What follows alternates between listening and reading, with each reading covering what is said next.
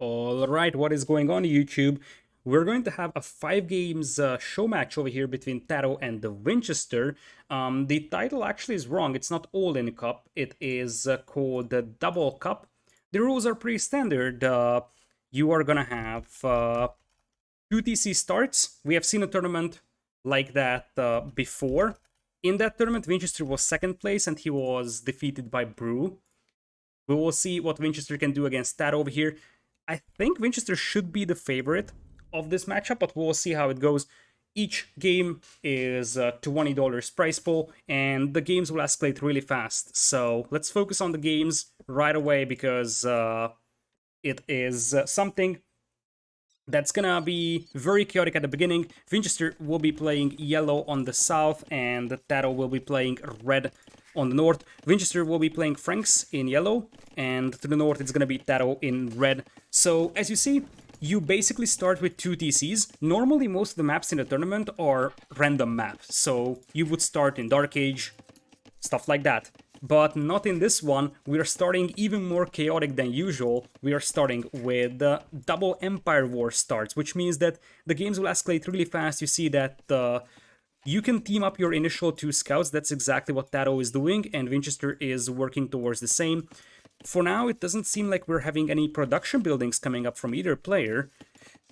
We are gonna have a stable now for Vinch, opening with scouts, whereas for TaToH it looks like he's just gonna go for a spearman defense. Honestly, this is a tricky situation for an Empire Wars 2 TC start, because you are really motivated to go for scouts because you want to be able to hit both bases of the opponent, and archers are just too slow moving for these double TC starts. On the other hand, in Empire Wars, your opponent has barracks at both of his bases, so it's pretty easy to defend your early base with just a couple of spearmen. So I'm not sure if the scouts opening is really something that's worth it here for Vinch. He's not really investing very heavily into scouts, but he will definitely add a couple of units coming into this one. Whereas on the other side, TaToH looks like he's just going towards Castle Age right away and probably going for a very aggressive triple stable Knights and Camels build. Flexibility is on the side of Berbers over here, and the fact that they can mix in camos doesn't help Franks either in this one. For now, TaToH is going to slowly wall off the right side of his base. This is double Arabia, by the way, but it looks like it has a huge amount of cliffs, so reminds me a little bit more to Mongolia, especially this right side is super cliffy. So, we're gonna have Volas coming in here for TaToH. Vinchester is ahead by 4 villagers, and that usually comes from either idle time or upgrades being mixed in as well, so I'm not sure if either of these players have already started getting wheelbarrow. Indeed, Vinchester is grabbing wheelbarrow, and he's also grabbing Town Watch. As we have a bit of a scuffle over here, the spearman gets taken down, which means that these scouts can actually hit the wood line. TaToH tries to quick wall, and ultimately fails to do so, so bit of a scare over here. He's gonna have to run away and evacuate that wood line for the time being. TaToH also has a couple of scouts lurking around the base of Vinchester, who has a very well defendable southern base. Over here, right side wood line is pretty safe. The players are playing on a map that is 4-player sized, so it is comparable to a 2v2. It just happens to be the case that on one, in quotation mark, teams, one player is controlling both players, sort of. So, TaToH's gonna go for the double stable approach for the time being. We'll see if there's gonna be a third one, and we have just seen that blacksmith being deleted. On a first glance, you might be like, what is he doing? But in reality, this is Empire War start, which means that both of your bases start with a blacksmith as well. Usually you don't need 2 blacksmiths this early. And on the other hand,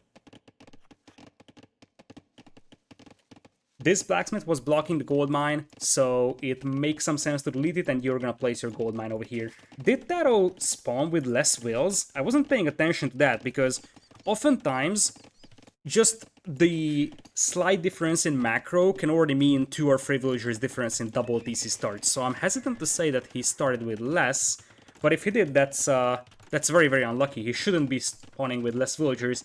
But I mean, it's Empire Wars. Usually double TC spawns don't freak out the game. Empire Wars spawns do. It looks like he started with less than. Okay, I guess I'm just gonna believe that piece of information. The good news is that really, in 2TC starts, the game is so fast paced that it really has a limited effect. Like you see, at the end, the villager counts are very similar. It looks like Winchester is playing for pikemen. He's also adding 3 stables on the left side, but he knows that he needs something against the camels, so makes sense to mix in some pikemen. In this one, he's also mining stone pretty heavily, so we might see a castle on this hill to protect his base, or maybe even throwing X-Men later on, if TaToH also decides to mix in his pikemen, which is somewhat unlikely right now, but you never know. Meanwhile, for TaToH, he is not mining stone, and I think he's the one that should, because guess what? Camel archers is something that Franks would struggle against really badly. So, as we speak, we have 2 additional town centers coming in here for Vinchester. TaToH runs into the pikemen, not ideal for him at this very moment. Whereas on the other side, TaToH added 1 extra TC and he still has 100 stone, so he could potentially add 1 more if he has a little bit more wood to work with.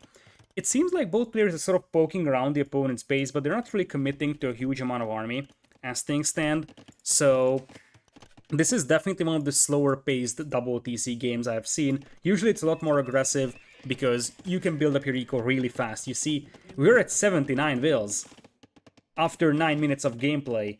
2TC starts are really fast paced. Before Empire Wars was a thing, 2TC start was a way to make the game a little bit faster paced, a little bit faster start. So, now we're gonna have a couple of knights and scouts coming in here for Vinchester. He might be able to yoink a monk or so here from TaToH. TaToH already thinking about picking up some relics. TaToH knows exactly that the scouts are coming, so he's just gonna dispatch a couple of camels and... is he gonna get a conversion here? Nope. Very unlucky with the conversion RNG. That camel is going to finish off that knight anyways, but there was no conversions from the monk over there. Meanwhile, we are gonna have 87 vills for Vinch, and Vinchester isn't messing around over here. That castle is not for defensive purposes, that's for offensive purposes. Usually these games go a lot longer. It looks like Vinchester really wants to just get that win right away in the first game, goes for an aggressive castle drop. Franks have the cheaper castle over here, so he can snowball the game really fast, given that this castle goes up. I think TaToH is about to win this fight, but it's not gonna be enough to stop this castle. This is one of those fights where Vinchester is happy to throw away his army in exchange for being able to finish that castle on top of that hill, and indeed the castle does go up. Vinchester's already colonizing that gold mine or that stone mine over here, so he wants another castle, and looking at that stone count with Franks, that castle could soon be a thing. Now the good news for TaToH is that, guess what? He has another base to play around with, and while obviously this is not ideal, he's far from dead, because a castle drop in a 2TC start is slightly weaker than it is in a 1TC start. Still, Vinchester looks like he's going full castle age over here with pikemen and knights. He probably doesn't want to play this for a long time because he's up against Berbers and his Civ would struggle against that one. TaToH is going to get a camel raid in, but most of these camels are heavily damaged and they also are not really great raiding units. Defensive castle coming in now for Vinch. I like Vinchester's position quite a bit over here, and TaToH is not close to Imperial to just go up and trap that castle down. In fact, I think Vinchester could think about going into Imperial and getting some traps out and trapping that castle down and finishing off this base on the right side.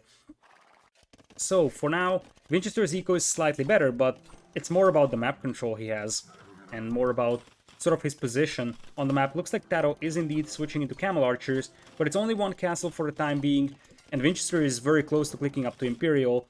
Plus, with this army over here, it's very possible he's gonna send a couple of wheels forward and just drop a castle here as well. That would be a brutal follow-up to this castle drop over here. Camel Archer trying to camp down the bottom of the castle over here, and indeed, Vinchester is the first one to click into Imperial. TaToH comes in with a defensive castle here on the north, whereas for Vinchester, looks like he's not... Oh, interesting castle spot over here. It's not as aggressive as I thought it would be. It's more about establishing a push on this castle in the next couple of minutes. I like that. It's a little bit of a safer choice. He could have actually afforded a castle drop over here without any problems, but I guess he didn't want to risk his villagers.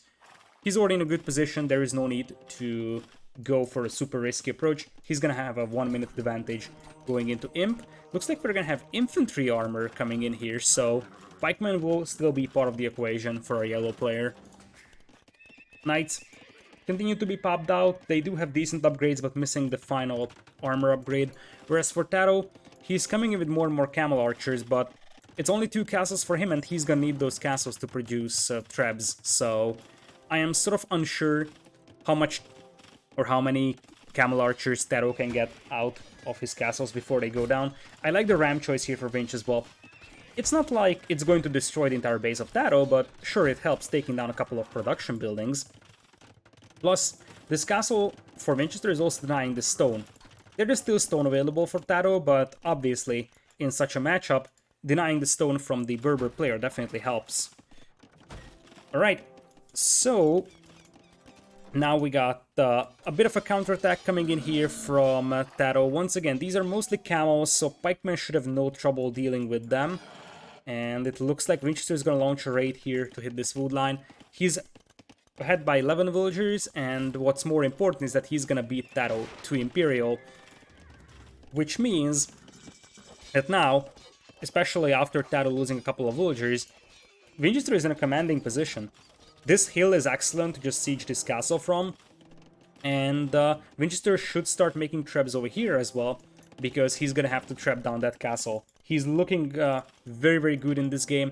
Looks like we also have some raids coming in from the left, and fast chivalry from Winchester, an upgrade that used to be a Castle Age upgrade. Now it's Imperial Age, so Winchester has to research it upon hitting Imp. Cavalier, Blast Furnace, Plate Barding all coming in. Meanwhile, TaToH is gonna go for heavy camels, and he's gonna get a raid in here. Might get a couple of will kills.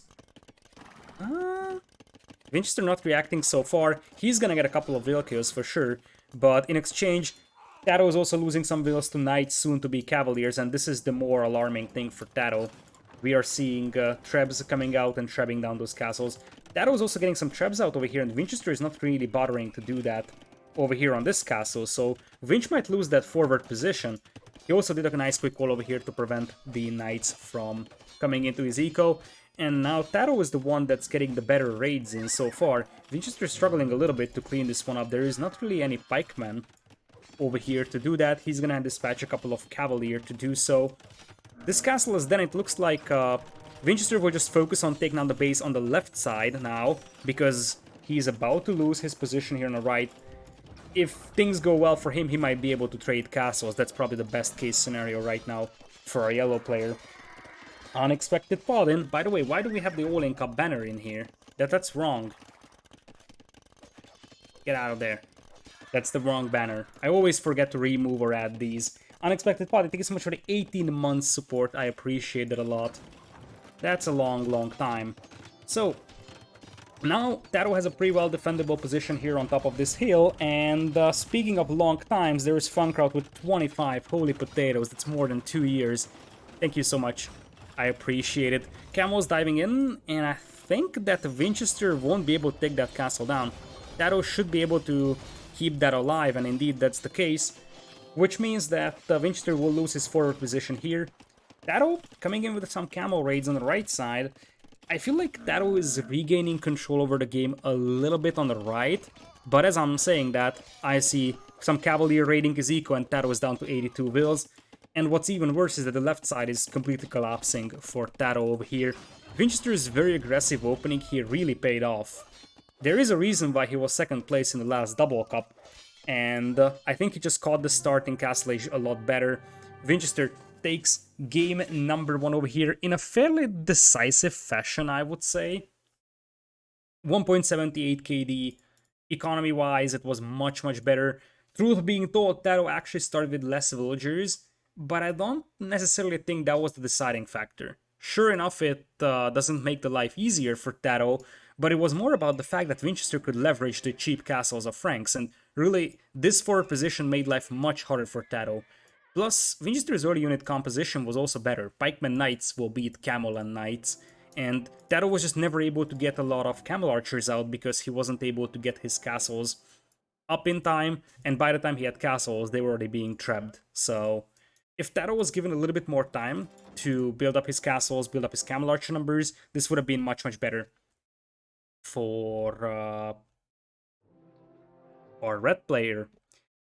Let's add a score over here. It's a play of 5, so $20 goes to Vinchester now, but we will still have 4 more games in this one. With the next one being something even spicier.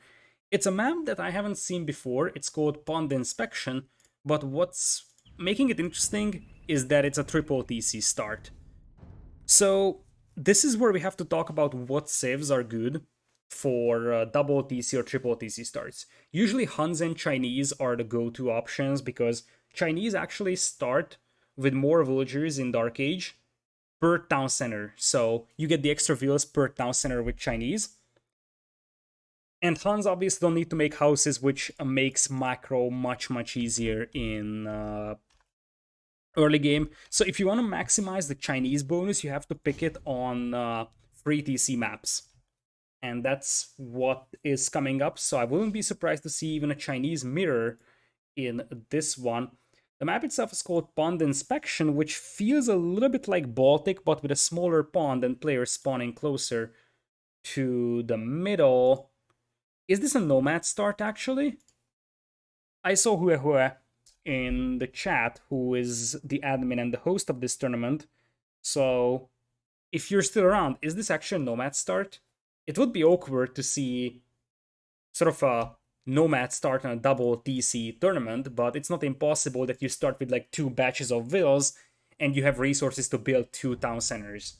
I'm not even sure if that's actually possible to build 2, but I can imagine nomad being a possibility with twice the villagers. You start with 3 pack TCs. Okay, thank you. So indeed, it's actually a nomad start. Yeah, because you wouldn't be able to build free TCs even if you have the resources for it, because the game doesn't let you build multiple town centers in Dark Age. But if you have something like pack TCs, which I didn't even know was a thing, then you can drop it off. A pack TC is basically a unit that you can convert into a town center wherever. That's basically it. It's a unit that just moves around and you can make a town center with it. It's like a town center wagon in AoE free.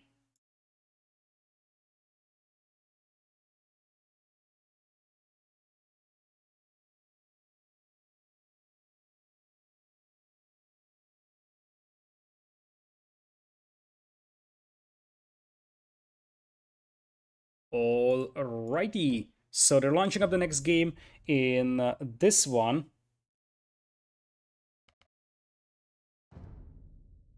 And we will jump in there. Indians versus Huns. I'm somewhat puzzled by the Indians' choice over here, but it's not necessarily a bad idea. I mean, you have a bunch of shorefish over here, and the villagers are also cheaper. These are the... Well, it's called trebuchet, but it's actually a town center wagon. So you're going to see that the players will be able to drop those town centers. Because it's nomad start, you still sort of follow the nomad rules of dropping your town centers close to the wood lines. And it looks like even Capture H cannot handle this feature, because you see that the building is not ready yet, but it also is... Or is it ready already? I'll have to check in the game. Nope, it's not. It's sort of unpacking like a trebuchet. I'm just gonna show that in the game real quick, so that you see what I'm talking about. It's unpacking like a trebuchet would. You even have the trebuchet icon, so it's the same feature, sort of. This is why you don't see the building animation. This is why in Capture Age you don't see any percentage coming up, because this is not a feature that's actually done in Capture Age, but I like it quite a bit. This is sort of a little bit different style nomad start. Nonetheless, so Huns obviously a good civilization choice, because you have no need to make houses, so you can just keep adding villagers as fast as possible. Interesting that Vinchester, I think Vinchester gathered resources. Yeah, you see he gathered resources, but he can't drop it off because the TCs are not done yet. So this is why the villagers are freaking out. They were trying to drop off the resources, but there was nowhere to. So Huns being a great civilization for double or triple TC starts because you can actually get all those villagers out without getting housed, which is obviously a massive advantage. Whereas on the other side, Indians have cheaper villagers, and when you have to consistently produce on free TCs in Dark Age, that is a considerable bonus. Now, one thing that the players did not do is scout around with villas, and that's something that they could have done until the town centers were unpacking. Run around with villas, pick up a couple of sheep, because that's going to be really helpful. Looks like Winchester is on the south, and TaToH will be on the north. TaToH is a little bit more spread out, and what I like about TaToH is that he already has villagers taking the shorefish, obviously an insanely good food income for Indians at the beginning, and this is why he's already at 19 vills and his opponent is at 14. Cheaper vills, I think he also got the TCs up a little bit faster, but he was able to produce villagers a lot more consistently. You see that the TC idle time is actually smaller.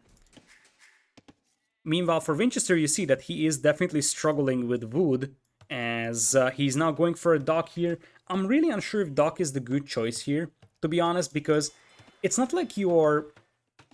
Like, the whole concept of adding a dock in standard random map games in Nomad is that you want to get some extra production out,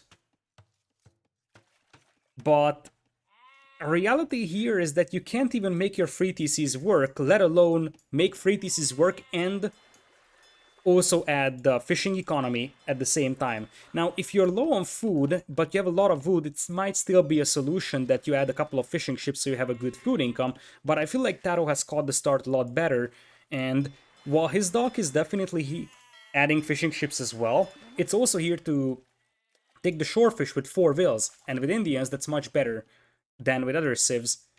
So, yeah, Vinchester is taking this with 2, but I feel like TaToH's start here was just a lot better and a lot more well-designed. This is a very, very wacky map, and we expect TaToH to be good on wacky maps. Speaking of being good, here is TaToH, and he's going to start laming those vills. Remember that because you don't have the food to make that TC work at the beginning, you are most likely going to get Loom early on. So you see that both players do have Loom, and now TaToH has trapped 1 villager over there. Winchester will try to react and trap 2 villagers in there, as we have TaToH arriving for another Vill fight. Looks like Winchester is going to lose the first villager of the game in this one. TaToH needs to be careful not to run into the TC fire here on the other hand, because he's chasing those villagers very relentlessly. Other side, we are gonna have TaToH big chilling over here. He's got a boar in as well, and he already has an 8 villagers lead. He has caught the start a lot better, and with Nomad start you also need a bit of a luck here, because if you get a little bit better food source like a boar close by, that can help you with consistent villager production. Whereas it looks like Winchester wasn't really able to get a lot of food income at the beginning, and this is why he's just struggling to produce villagers. You see that he's barely producing 1 or 2 at the same time, whereas for TaToH, he's just running around with docks. That's the game plan for TaToH here. He just runs around with docks, he chops enough wood to make a dock, and then sends the vills here to gather shorefish. That's a genius idea. I love it from TaToH. TaToH is the architect of these unique slash interesting slash crazy strategies, and he does it so well. This one is also great. It basically just means that instead of getting a dock up to make fishing ships, he's making a couple of them, but the key thing here is that you drop off the food at the dock, and that's exactly what he's doing. 10 villagers lead already for him. He's sort of taking over in a pretty brutal fashion right now. You see that the score discrepancy is already pretty enormous. And TaToH would probably be able to beat his opponent to feudal and maybe even to castle as well. At this pace, Indian camels with a building attack bonus could snowball the game really easily. TaToH already at 48 vills and steadily increasing. He's already adding farms now. Obviously, these do not have horse color, but the standard rules of RM don't apply here. So sure enough, these don't have horse color, but it's still better than nothing. And it looks like that 8 villagers difference is going to remain there for a time being. Vinchester also has a couple of fishing ships out that definitely helps compensate for his deficit in economy. But TaToH potentially beating him to feudal age would mean that he can get a galley out and sink those fishing ships. If he's actually beating Winchester to feudal by a massive margin, then galley is probably a better option than fire galley, because it kills fishing ships a lot faster. Look at what Winchester is doing, by the way. I like this move. I like this move a lot. Fishing ships gather slower from shorefish than they do from deep fish, but the sole purpose of Winchester doing this is to prevent TaToH from taking that shorefish. He just wants to steal as much food from TaToH as possible. Still, you see that Winchester hasn't clicked up the feudal, whereas TaToH is already on the way. Getting a barracks out as well. Meanwhile, for TaToH, he's actually pretty heavy on gold. I think that at this pace, he's probably going to be able to click up to Castle Age relatively soon and also get a couple of galleys out to deal with these fishing ships. Winchester is actually really heavy on fishing ships. That definitely helps compensate. So you see, TaToH 59 vills, Winchester only has 48. So that's an 11 villagers difference. But Winchester has 13 fishing ships, TaToH only has 4. The problem with the fishing ships is that it takes more time for the fishing ships to pay for their price, as villagers do. As Winchester is gonna get another lady wrecked over here. TaToH keeps that lady trapped, and that lady is just about to die. Look at what Winchester is doing with that lady. He's like, okay, I'm gonna take a little bit more fish and drop it off. He knew exactly that lady is gonna die, so what he was doing is that he took a little bit of fish, dropped it off, took a little bit off, and dropped it off again. The whole concept was that he wanted to get a little bit more out of that lady before she dies. Still, look at TaToH. He is basically capable of clicking up almost immediately, given the fact that he builds his buildings, which are definitely going to be the problem as he doesn't have the wood for it. But, I mean, he could reach Castle Age faster than Winchester reaches Feudal. That's pretty brutal. Okay, Winchester clicks up to Feudal right now, and TaToH, he was running around the whole pond and has a couple of forward wheels over here. Look at that double stable in-your-face approach. TaToH also clicked up to Castle Age, and well, we're gonna have a couple of camos or scouts here. This is probably gonna be for camos and probably even a forward siege workshop. Just go full camos, battering rams, and take that down. Winchester's trying to get a militia out here to stop this one. Oh man, I mean, Winchester is 115 away from feudal. That was 150 away from Castle Age. The ecos are now pretty close, but TaToH now has fire galleys out, which means that Winchester could lose his fishing eco pretty rapidly over here. As I said, I think it would have been better to get a galley out, because it kills fishing ships a little faster, so it could have made some sense there. Anyways, TaToH will just keep exploring over here, as he already knows about this TC.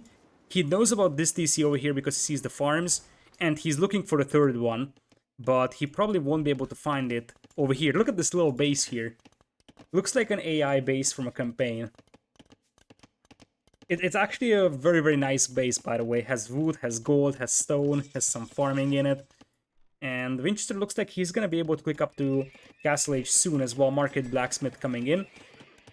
As we're gonna have a couple of Camelinos jumping out of that stable soon. Once we have TaToH in Castle Age. TaToH is looking really sharp in this one, whereas for Vinch, that is a Men-at-Arms upgrade. Okay. That I did not expect. Well, truth being told, they got a villager kill. Was it worth it? Absolutely not. 3 Men-at-Arms for a villager kill, that was a very underwhelming Men-at-Arms rush over here. We actually have a couple more Men-at-Arms coming out, so Winchester does mean business here. He's not stopping at 3. Now he's making spearmen, because guess what? There's a bunch of camels and soon to be either Mangonels or Rams overrunning him. I think at this point Rams are probably the better choice. Plus, TaToH is casually dropping a tower here on the woodline of Winch. I feel like Winchester is being absolutely annihilated over here. Not even remotely close. Yeah. TaToH has a 17 to 2 KD, but reality is that those were just fishing ships. Combat-wise, we had like a couple of Men-at-Arms from Winchester. TaToH made a couple of camels, but this is what we call a big snowball here. This just spiraled out of control so fast, and if we look at it, this tells the whole story that 1000 resource difference comes from the villager count early game. And, I mean, it was over for Vinch. He's even unable to click up to Castle Age. There is going to be a tower here which denies the stone, the gold, the wood.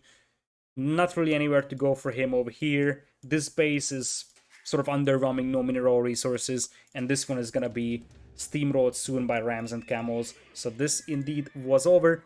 TaToH strikes back in a very, very quick fashion in this one, as we will prepare for the third game, which is going to be Regicide. Tenochtitlan is the name of the map, which is oh my goodness, this feels like a little bit like Golden Swamp, but the islands in the middle are bigger and the players spawn there, so it's gonna be interesting to see. One thing that's important to note, and while we are sort of here on a break and the players are setting up the lobby, the thing is that in Regicide, when you play double TC start, you also start with two kings. And when you have two kings, you have to lose both of them to lose the game. So losing one is acceptable, losing two is not. So that is why it is essential to keep at least one of them alive. It also means that you're starting with two castles, and I think this is where you pull the trigger on Chinese. Chinese is already the best civilization for maps like Regicide Fortress, probably. You would start with extra villagers because of the double town center play. You really want to play Chukunu as well with the double castles, so I don't even know if there is any other civilization that's as good in here as Chinese would be. I struggle to figure out any other civilization that is this good for this one. Maybe Mayans could be an idea, but I think Chinese is still the better choice here. In Tenochtitlan, one of them has to be Aztecs to keep it historically accurate. Yeah, and the other one has to be Spanish, right? That's not how we play it. Alright, so looks like TaToH is in the lobby. And we're waiting for the one and only Vinchester to join up. So once again, this is a promotional show match for Double Cup. It's going to be a tournament that runs from late August to like mid-September or so. The rules and settings are pretty simple. You start with two town centers. We have a huge variety of maps, something like 20-ish maps in the map pool, which is sort of unconventional because if you think about it, most tournaments have something like 10-ish maps or so. Having 20 maps means that there is a lot to choose from, but it also means that players won't be able to prepare for all of them. I'm gonna count the amount of maps here: 1, 2, 3, 4, 5, 6, 7, 8, 9, 10, 11, 12, 13, 14, 15, 16, 17, 18, 19, 20, 21, 22, 23, 24, 25, 26, 27, 28, 29 maps. Holy potatoes. I mean, even for a best of 9, that also means that we're just gonna use 9 of them. There's a lot of variety over here, but I'm not sure if we're going to see all maps, because, I mean, 29 maps is an awful lot. There's quite a lot of fun maps in them, and there is some sort of underwhelming ones. So, some maps I like, some maps are a little bit boring for me. We'll see what we have. I will probably cast some of the event. I'm not sure if I will be available for all of it, but I will try to cast as much as I can from this tournament because the settings are really fun. I appreciate the double TC start a lot. It's, I think, one of the more interesting settings of tournaments recently. Alright, so TaToH is in the lobby, but we're waiting for Winchester. Looks like Winch is AFK for a moment, so that is why we're gonna have a bit of a break over here. So yeah, once again, I think we can actually look over the maps here because I don't think that I've shown this in the YouTube content part of this one. African waters could be very chaotic. Double Arabia, sure. Double Aslan is gonna be interesting, could be super aggressive. Bazaar War, I think, is a bit underwhelming. Wasn't really a fan of this map. I'm not sure. I think it might have been the previous Double Cup where this was played, and I wasn't really impressed about it. Double Delta feels like an interesting map, feels a little bit like a river. Not something I'm a massive fan of. Ellie's Belly. Okay, mixed bog slash forest in the middle style map. It's okay, but I'm not really impressed about it. Floodplains. I think I kind of like this map. It was in the previous double cup. It's very chaotic. There's a lot of ways to play this one, so I'm curious about this one. Double fort, sure, that's I think that's very similar to Regicide Fortress. It might not be played as a Regicide though. Double Gobi, standard open map, Jalapao. I'm very interested about this map, this one. I think this was played in one of the one of the show matches before. It was maybe a delicious show match of something like that. I have seen a GL versus maybe AM or Tempo show match on this map. It was 3v3 or 4v4.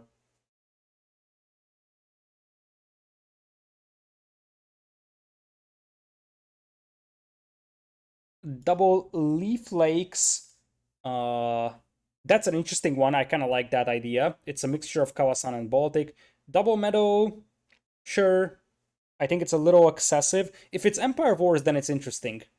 If it's RM, not so much. Nornios, yeah, I like that. We have a double water map. I appreciate that. Okvango. That is a map I don't know what to think about. He is a little bit like Bog Forest. We'll see. I have to see one or two games on it to see if I like that or not. Unianga, I like that quite a bit. That was Invert Desert Championship, I believe. And I like that map over there as well. It was one of the better maps of the tournament. I don't think it was played very much, and I was sad about it because I think this is a great map. Double Pond Inspection, that's something that we just saw. Double Salt Lake, standard open map. Savannah, open as well. Torish feels like something that could end in a stalemate pretty easily. Interesting to see that when they generated the script to take the screenshot, one side generated a lot more cliffs. So we'll see how consistent this map is. Double Wings, once again, if it's Empire Wars, could be interesting. Xerotis, a little bit like Acropolis, but not so interesting. I would say Enemy Islands, great idea. I like that quite a bit. You have two islands, and each player has one TC on each of those islands. I was in one of the tournaments before. Looks like an interesting map. It's a little too wacky to my taste, though. Lagoon, okay. Mystic Creek, I think that's amphibious terrain, and in that case, that's alright, although this could end in ugly stalemates. Rivulet, this is a new one. I like it. There is ice on the top, there is water on the bottom, free TC start, pretty open on the front, quite a lot of wood at the back. I like this map. I think there is a lot of variety on it. Snake Pit, sure. And Tenochtitlan, which we are going to see right now. We're jumping into the third game in this one, and I was right about the Mayans. Looks like Chinese is not something that people like, and holy potatoes, that's a start. We have canoes over here as well, and the transports. Okay, there's a lot to look at over here, so hold on for a moment while I catch my breath. Starting off with the canoes over here, which are just like galleys apparently, as TaToH is going to try to run away with his ships. TaToH is playing Malay, which is a very, very surprising civilization choice here. Not really sure what to think about it. On the other side, we have Mayans, which is, I think, fairly reasonable for a double TC start. You start with one TC on the outside and one TC on the inside, as we do have burning mountains, docks being built, lands of arms with no accessible path. That's a wonder, yes. I'm not even sure if wonder countdown is a thing, but it's not. So this wonder is just for aesthetics. I have to say that this is a very, very crazy map, but it's probably the better version of crazy because it's beautiful. Like if you've ever seen the if you've ever played the Montezuma campaign, there was a mission called La Noche Triste, which I think was something like the Dale of the Boiling Lake, or maybe it was different. There was La Noche Triste, and then there was a mission called Boiling Lake because you were in Tenochtitlan twice in that campaign, if I'm not mistaken. And the map resembles that very heavily. In the campaign, you start over here, you walk around, then you transport through, and then you get to Tenochtitlan in the middle. That's where the players are. And in fact, there is a bridge over here, and it looks like TaToH. This is probably a restart, if I'm not mistaken. Okay, or a crash. Was it a crash? But well, I guess if it was a crash, I don't think it's a. I seriously don't think it's a GG. So I'm going to assume it's. The Wonder is destroyed. Okay, question. If you destroy your Wonder, you lose? Because that may be a thing. I'm not sure if this is like you get your Wonder destroyed by a trigger if you resign as a sign of like defeat, or you actually lose if you destroy the Wonder. It's Regicide, so you have one king to start with. Normally, with Regicide, you would start with two castles, but this is a special map script. This is not like a standard one. But I'm honestly not sure what happens if you destroy your Wonder. There might be a win condition that says you have to keep your Wonder alive. This is absolutely different from a standard RM map. This is more like a scenario. In fact, this is actually a scenario. Everything in this one is specially scripted. So the fact that you only started one castle despite double TC start Regicide Fortress or Regicide play, you only started one king, the islands that spawn over here.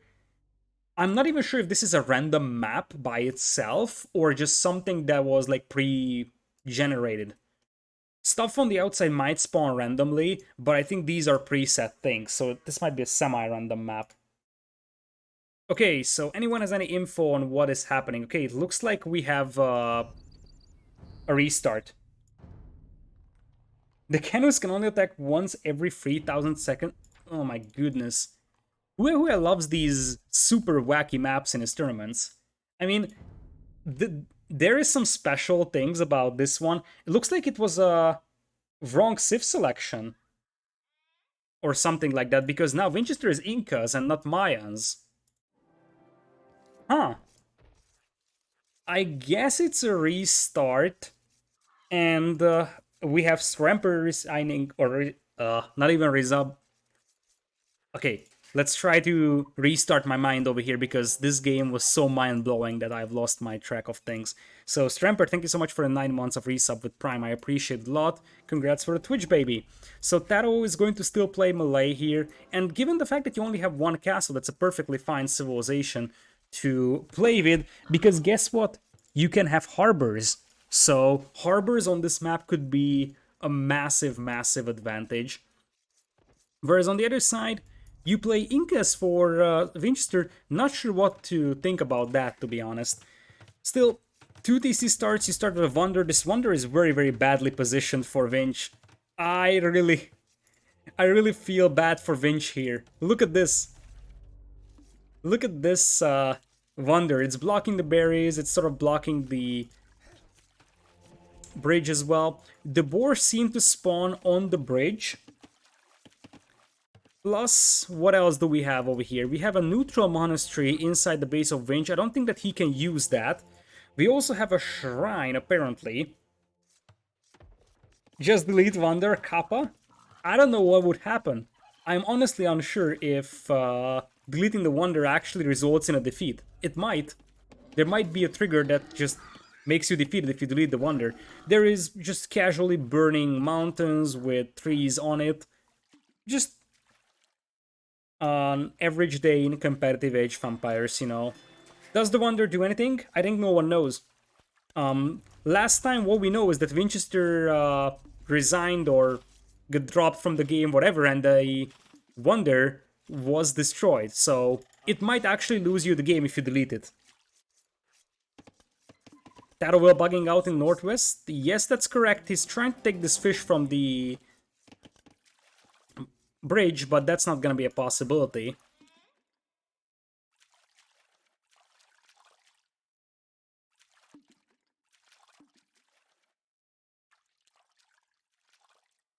Okay, he found his way. He has found his way. Alright, so there's an eagle here from TaToH. TaToH is Malay. So I guess another unique thing about this map is that you don't start with a scout, you start with an eagle no matter what civ you are. Plus you also have these little farms on this island. Yeah, if you delete the wonder, you lose the game. Because Vinchester tried it again, and it also lost him the game.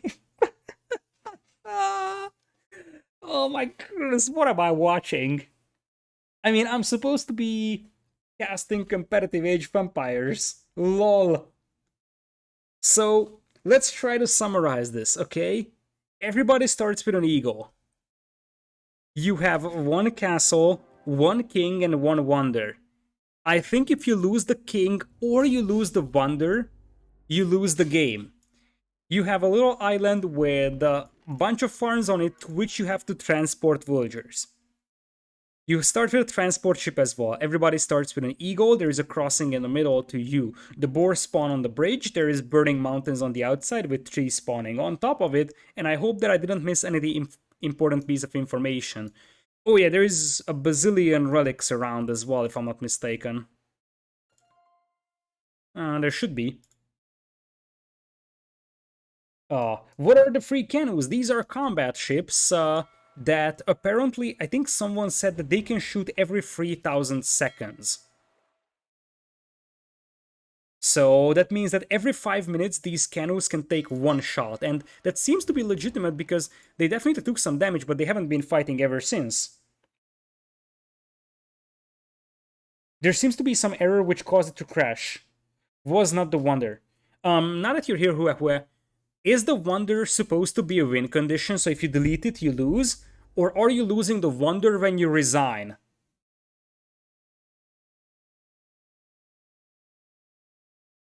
3,000 is... Oh yeah, it's 50 minutes. Well, yeah, it changes things.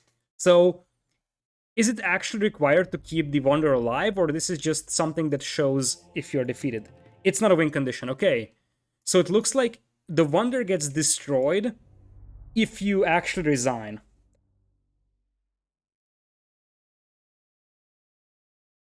But yeah, it's a good question because it might mess up the trigger. Okay, so it looks like something is wrong with the map script and they will play a different map. Like, this is definitely one of the most entertaining looking maps I have seen in a long, long time. I would have loved to see the chaos unfold. All we need is like a 4v4 on this one. Okay, someone make it happen, please. 4v4 double TC start on Tenochtitlan. We need to do something like that. Fix this map and put it into Empire Wars Duo 2? No. No. Oh my goodness. It looks beautiful, by the way. I love it. But it is such a chaos. I love it. I love chaotic maps. There are some maps that are just so crazy that they're entertaining, and this is one of those.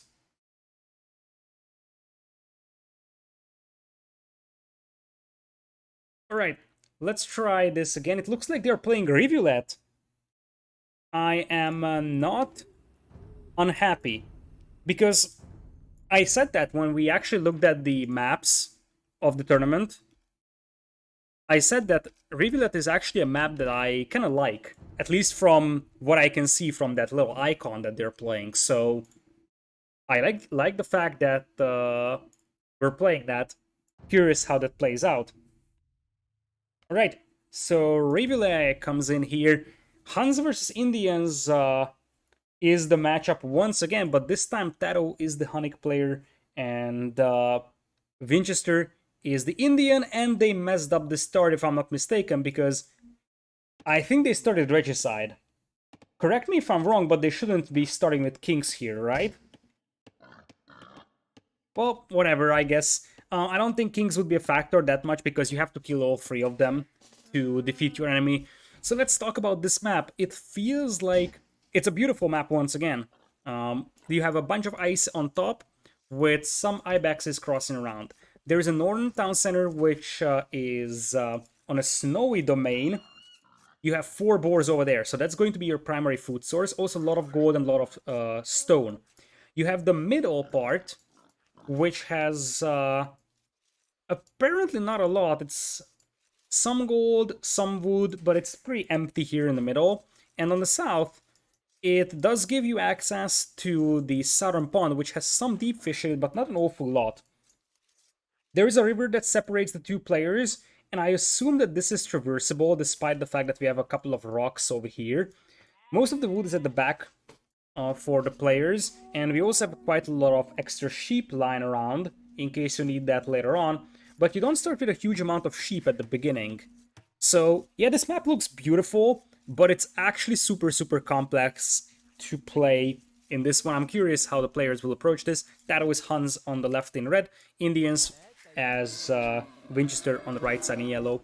For this map, given how complex and in-depth it is, I probably like Huns a little bit more, because the fact that you don't have to make houses actually helps quite a bit. And remember that you don't really have a lot of close wood lines. You see that the villagers have to walk all the way out here to take the wood. So it makes some sense that you choose a civilization that doesn't have to spend a lot of wood early, and that is exactly Huns. Villager count are dead even right now over here, as looks like no one is gonna dock the pond on the south. Probably there isn't really enough deep fish to justify docking this one. That's just what I'm feeling, especially because most of that are pretty far out, so we might not see a lot happening over here. So, for now, look at this from TaToH. I love that move. You have a bunch of extra kings, so might as well use them to scout, because apparently you don't start with scout cavalry. You may have noticed that there is no scouts here, only kings. But you can use those kings to explore a bunch of sheep and bring that back. That's a very good idea as well from TaToH. Whereas for Winchester, it looks like he's not really using his kings so far. Look at TaToH scouting already. That is an excellent scouting information already for him. Whereas for Winchester, he is using one of his kings to scout around, but one of them is idle over here, so TaToH seems to be a little bit more active with his kings over here. Let's see. Is he gonna die? Even if you lose one, it's not the end of the world. You have to lose all 3 of them to lose the game.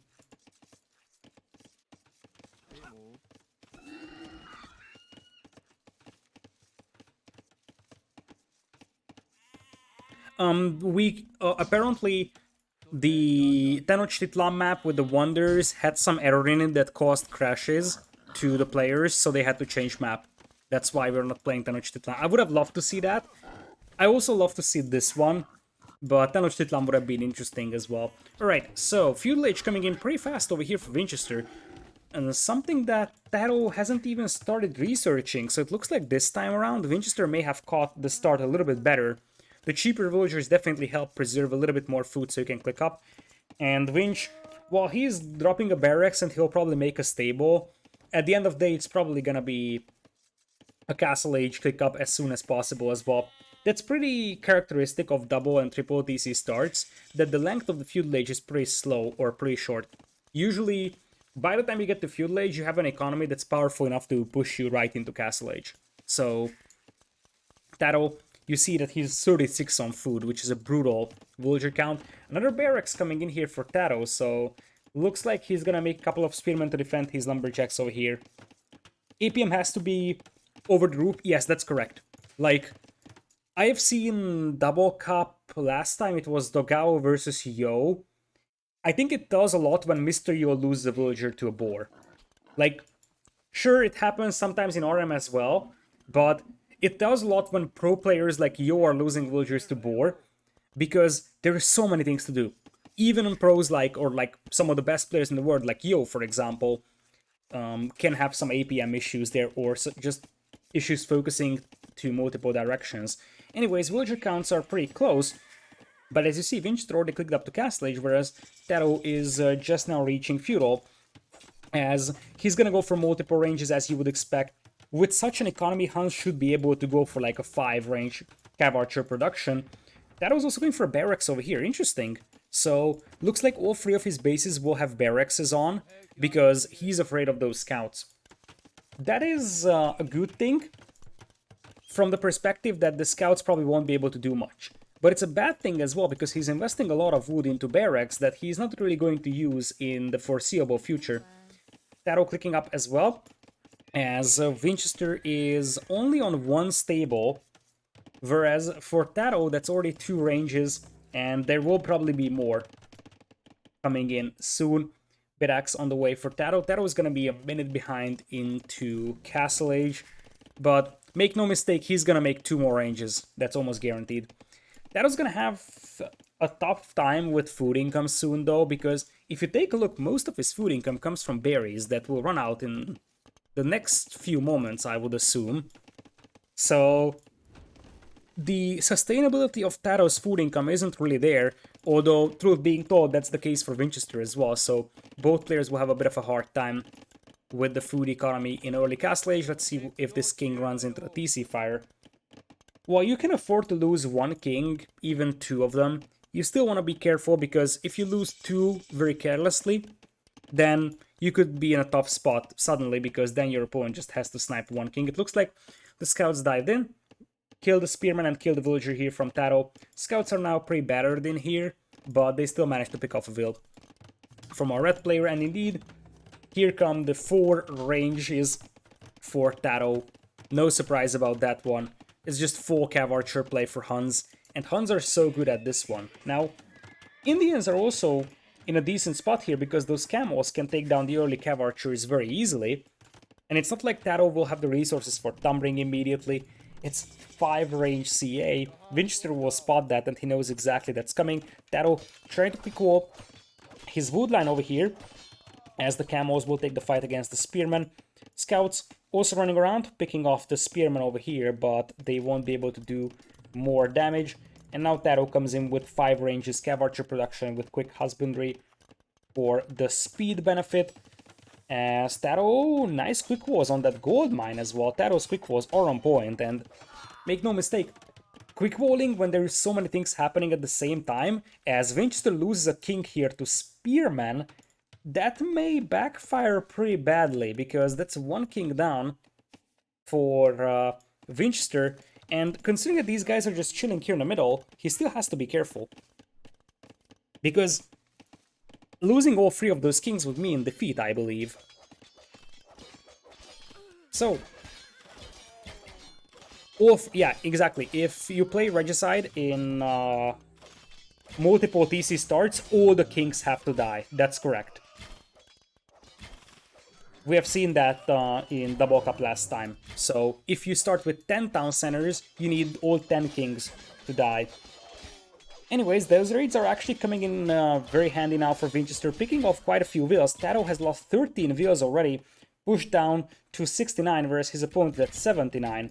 Still, the good news for TaToH is that Conic Cav Archers are pretty cheap, so you can actually mess them even when your eco isn't as good as the opponent's one. Still, with those camels increasing in numbers quite dramatically, they soon reach the threshold when they can start jumping town centers, and I think that might be the plan here for Vinchester. Indeed, those camels have anti-building bonus, so they can just jump that TC, and I think they could have been capable of destroying them. So, sure thing, TaToH does have very good Cav Archer production with Huns, but Indians also do have a pretty decent camel production over here. So, now the camels are running around, trying to bash their way into the wood line of TaToH. TaToH is behind by 20 vills now.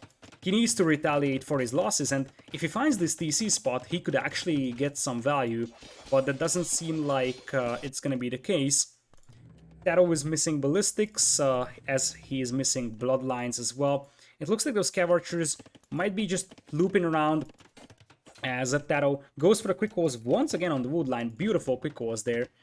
Still, Vinchester has a pretty massive eco lead now, as he's now tracking those Cav Archers as well. That was dispatching another batch of Cav Archers over here, and that is the second king of Vinchester. That is the second king of Winchester, and that's just chilling there in the middle. He has to be careful, because losing the second king would start to raise an alarm. TaToH looks like he's not gonna commit against that one because he's got other things to attend to, like for example not losing his villagers here on the wood line. Winchester has killed 21 villas in this game. TaToH just won so far. TaToH has an exposed king over there. TaToH's cavalry numbers are now looking pretty decent, but his eco is as underwhelming as it gets. 68 villagers, that was his vill count 5 minutes ago, but now Winchester is on 101, and at this pace, Winchester will just imp and go for heavy camel to clap the cav archers over there. The second king went down? I didn't see that, but he is apparently not around. I don't think there's a king hotkey in Capture Age right now. We used to have that for the old Capture Age, as Winchester jumps on this TC. If this TC goes down, that's gonna cause even more problems for TaToH over here, because there is a considerable amount of villas garrisoned inside. TaToH looks like he's gonna have to pull all his cav archers back. There's a king hotkey? What is the king hotkey then? Control Alt comma. Whole. Why is that a king hotkey? Well, in the old Capture Age, it used to be, believe it or not, K. You pressed K and it jumped to the king. Control Alt comma. I'm scared to press that. But, well, if the stream dies, that means that I have just rebooted my computer. Oh, it works. There is one king for Winchester left. He's chilling here. Wide open, by the way. Whereas on the other side, for TaToH, he's got 1, 2, 3, all 3 of them just chilling around. Winchester has a massive eco lead right now, by the way. And it looks like this TC survived on the north for TaToH. Now Winchester is trying to take down the one on the south. And guess what? That's a king over there as well. TaToH's cav archer numbers are pretty convincing, but his eco is just nowhere close to Winchester's one. 40 villagers behind, only double bidax, not even horse color. TaToH is just dead here, I believe, and it won't actually matter. Like, really, at this point, TaToH's only hope is that he bumps into that king and actually gets the kill on it. Because otherwise, Winchester will just overrun him with more camels. I mean, TaToH is fighting this one over here. Winchester's already dropping castle in his face, and if Winchester sends a couple more camels down south, he could take down this TC as well. TaToH's economy is just non-existent. He's at 35 idols out of 69 villas. He wasn't able to increase his villager count by 1 in the last 10 minutes game time. That is because Winchester is so aggressive with the pushes. Lost 40 villas, and with this castle going up, I just don't see TaToH having a shot at this one. Unlucky for him that he didn't find this final king, because then it would have been a massive surprise. For Winchester, he's like, oh yeah, I'm winning, and then boom, he just ends up losing the game. So the castle does go up over here. TaToH's gonna have to go for a mass migration. The scores are actually surprisingly close. So that is probably why TaToH doesn't think that he's that much behind. If TaToH saw the villager count, he would probably be like, okay, whatever, I lost the game. But,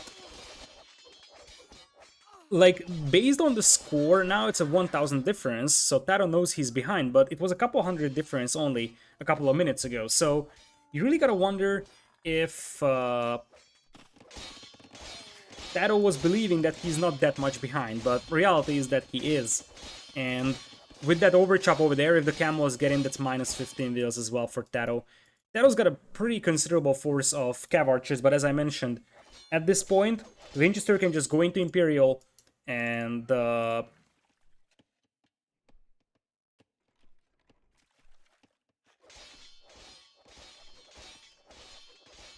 just beat his opponent with heavy camos. The second TC is going down over here. There's just no win conditions. But there is the king. There is the king.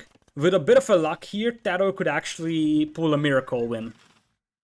He needs luck here. That's pure luck that he goes this way. Hold your breath.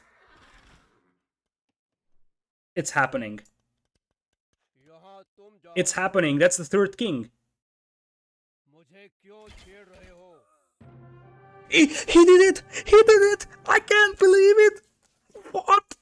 No way! I was holding my breath because I wasn't sure if this is regicide or not, and I wasn't sure if the kings just replaced the scouts. But what a moment! And this is why you pay attention to your kings. You have three, you have to lose all three of them, but this is why I was highlighting that you have to be careful because you lose one, you lose two, it's all fine, but suddenly you lose the third one and it's gone. Vinchester was all over the place. He was going into Imp, double the Vil count. He destroyed this base. He's killing Vils over here. He's killing Vils over here. He's about to destroy these town centers. And TaToH, he sniped two kings before and just randomly goes this way. There was some luck involved in this one, I totally agree, but there was some carelessness as well from Vinchester. And yeah, it wasn't obvious that this is regicide because in regicide you would start with a castle. This is why I was a little bit silent when the king died. I wasn't sure. I wasn't 100% sure that if you lose all kings, you lose the game.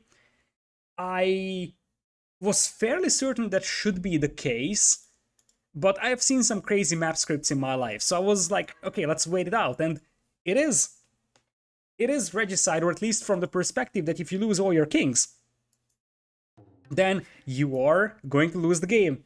That is a bit of a luck as well from TaToH, but what a comeback in quotation marks. It looks like GL players just have that vibe for king snipes. Nuli is also known for sniping kings quite extensively, and now TaToH. This was a game that he had no chance.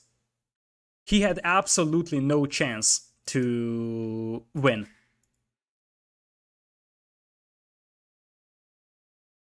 Yeah, Winchester said he didn't know. We have to really emphasize that I think, like, normally you would think it is indeed a defeat if you lose all three games or all three kings.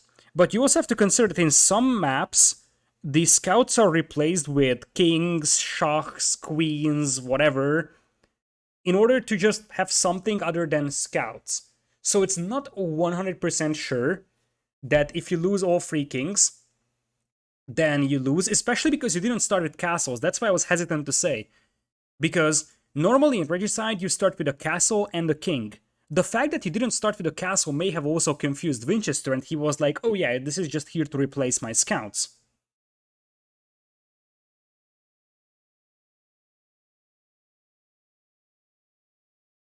Still, I believe that you at least have to be partially careful with those. I'm not saying that, it was obvious that the kings or losing the kings is going to lose you the game, but when I was casting that, I was like, that's a possibility. So you at least have to be prepared for the possibility and just not have your king stand in the middle of nowhere, right? So really, well, truth being told, TaToH wasn't doing that much either. So he had the king over here, he had the king chilling over here as well. So TaToH wasn't paying attention that much to his kings either. But Winchester, especially this king over here, was so painful. That was just destined to die. And if he just has it inside the TC, he wins this game. Oh man, what a game. Alright. Alright, that's a legendary AoE moment, I am sure. I will remember this moment for a long, long time. I'll be telling my kids, back in my days when we were playing free TCs on Double Cup 2 Reviewlet, Winchester was winning the game and then suddenly all his kings died and he just lost. Well, that was a pleasure.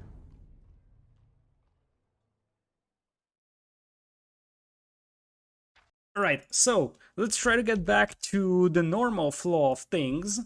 We have enemy islands. I wanted to get back to the normal flow of things, but I guess that's not a thing here.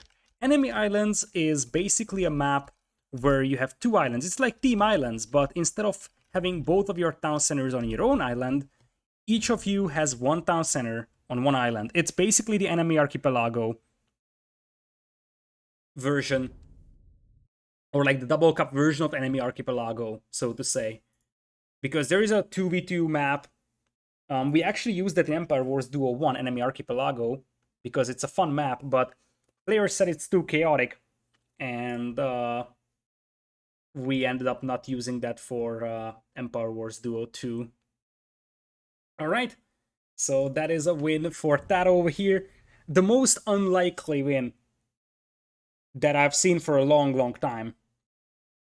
Alright, so if all goes well, they're gonna launch the game in a matter of moments. So Enemy Islands.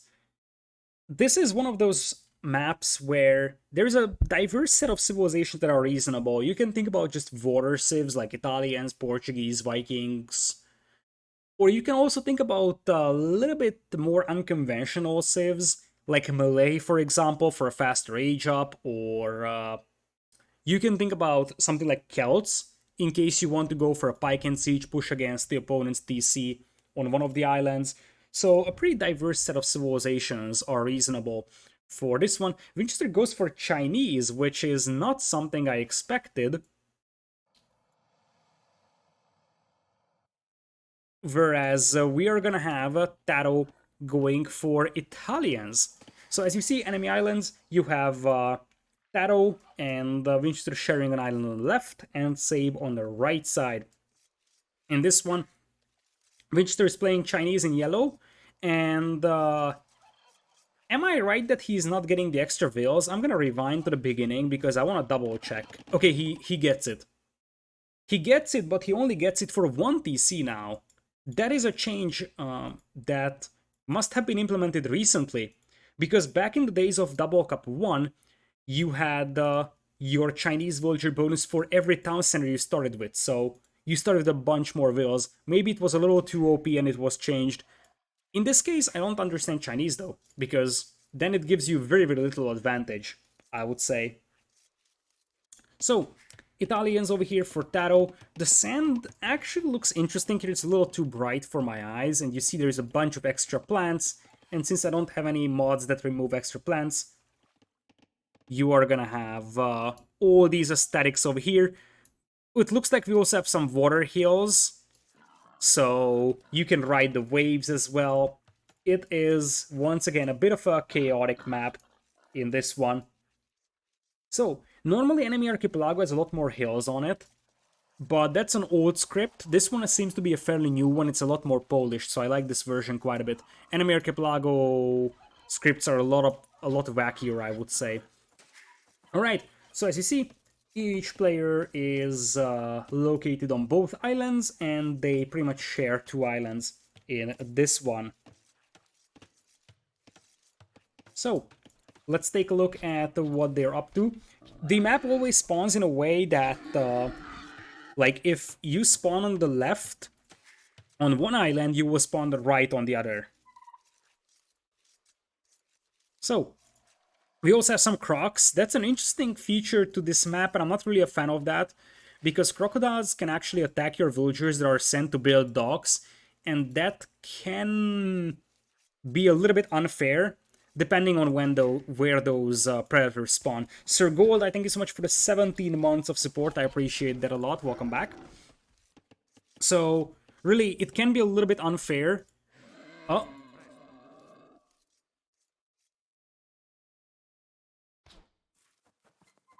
I did mention that there is a lot of things to handle here. 2 town centers. You have to lure boars on both town centers, just for reference.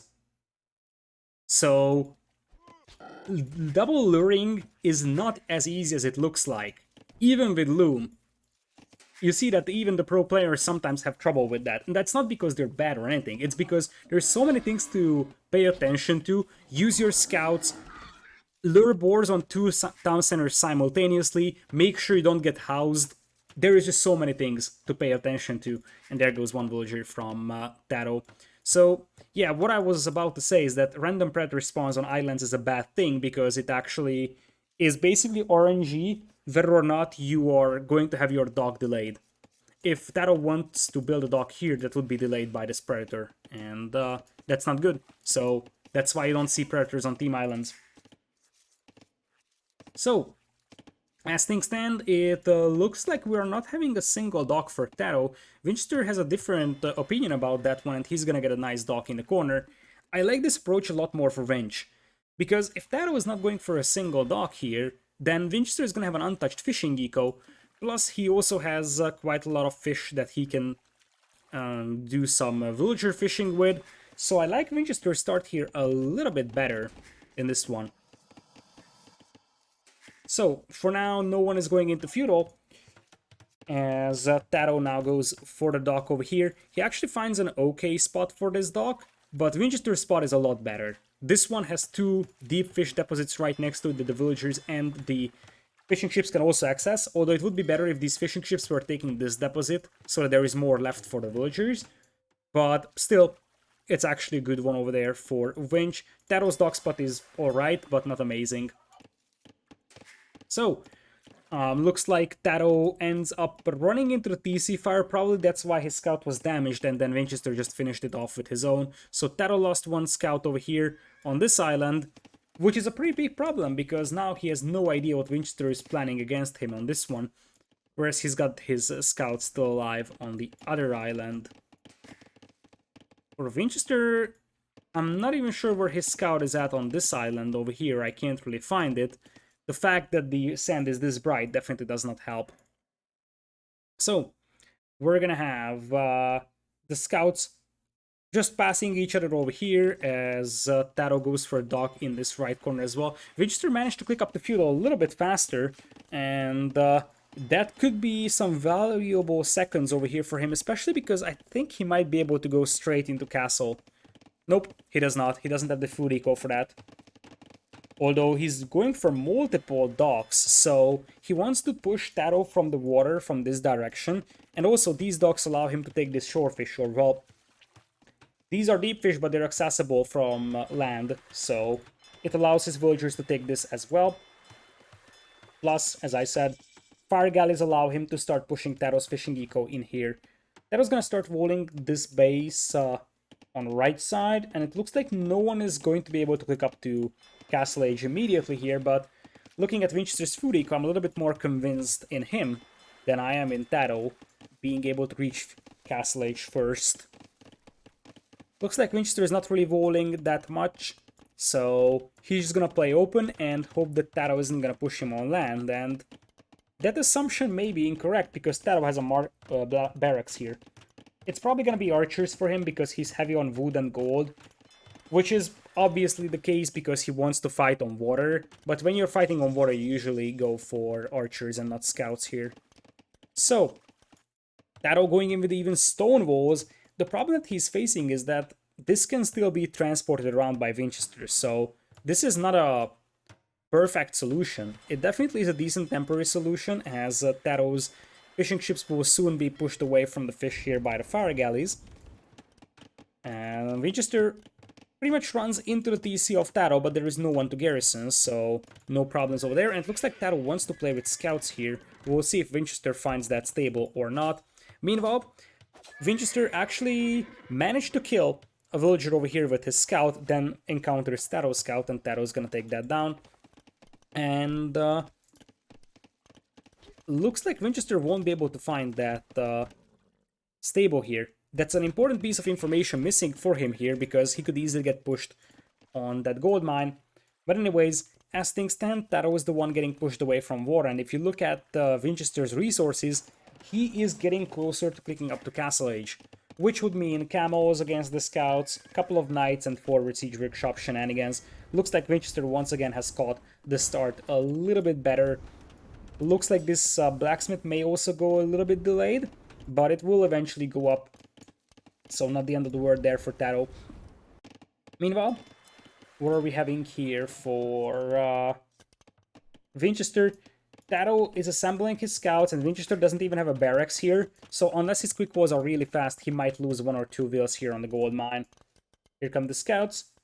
Let's see if Winchester realizes what's going on here before it gets too late. Forging even for TaToH. So he wants to maximize damage output of that scout.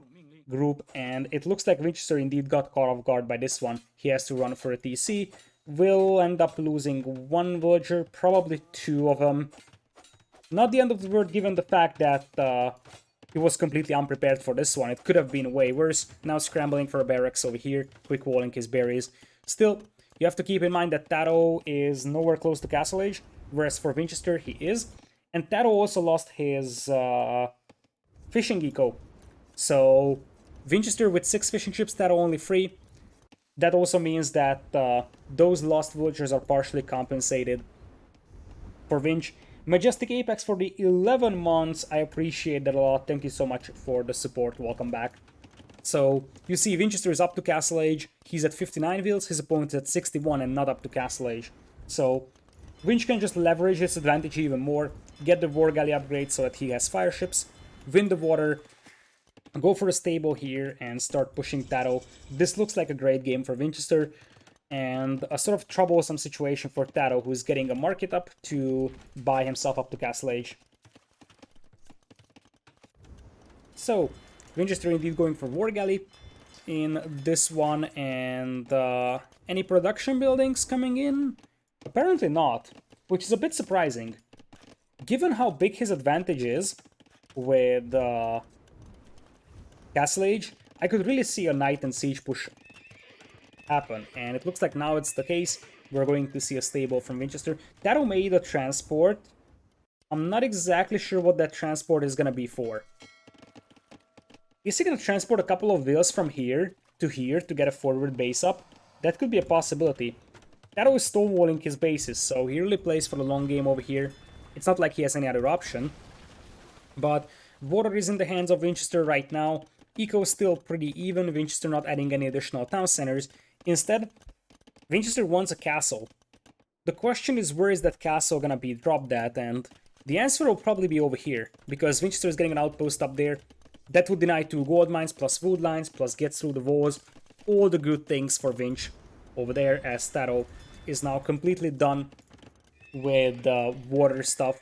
He still has a couple of fishing ships on the right side, but naval combat is not a thing here for Vinchester.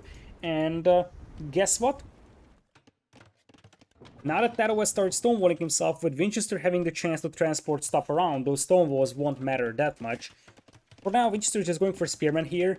And I think TaToH did get Bloodlines, and now he's getting +1 defense. So he wants to play a lot with Cavalry, and now he's redocking on the north. The problem is that TaToH is now 1 step behind, as Vinchester actually decides to take this hill instead of just dropping that castle on the gold mine. I guess that's alright. TaToH is now busy trying to get back on water, but by the time he would get back, it's probably not going to happen. A couple of scouts here from TaToH. I think that's what the transport was for. To transport the scouts from this island to this one. And that's a good idea. Vinchester can make a couple of camos though to dispatch. And he should be all good to go. Vinchester will lose a couple of villagers over here, so it's far from ideal.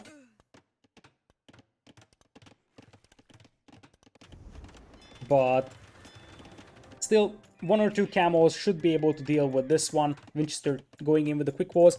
There is a 3rd town center coming in for Vinch, as TaToH now has a couple of docks up, trying to get War Galley so he can get a nice demo hits in. But castle is already up, and I think it's just going to be Chukonu for now, no petards, because the castle will just take down the gate pretty rapidly over here. Nice quick wall there from Vinchester as well, saving the villager. And now the camo should be able to chase that. Oh, nope. Lady?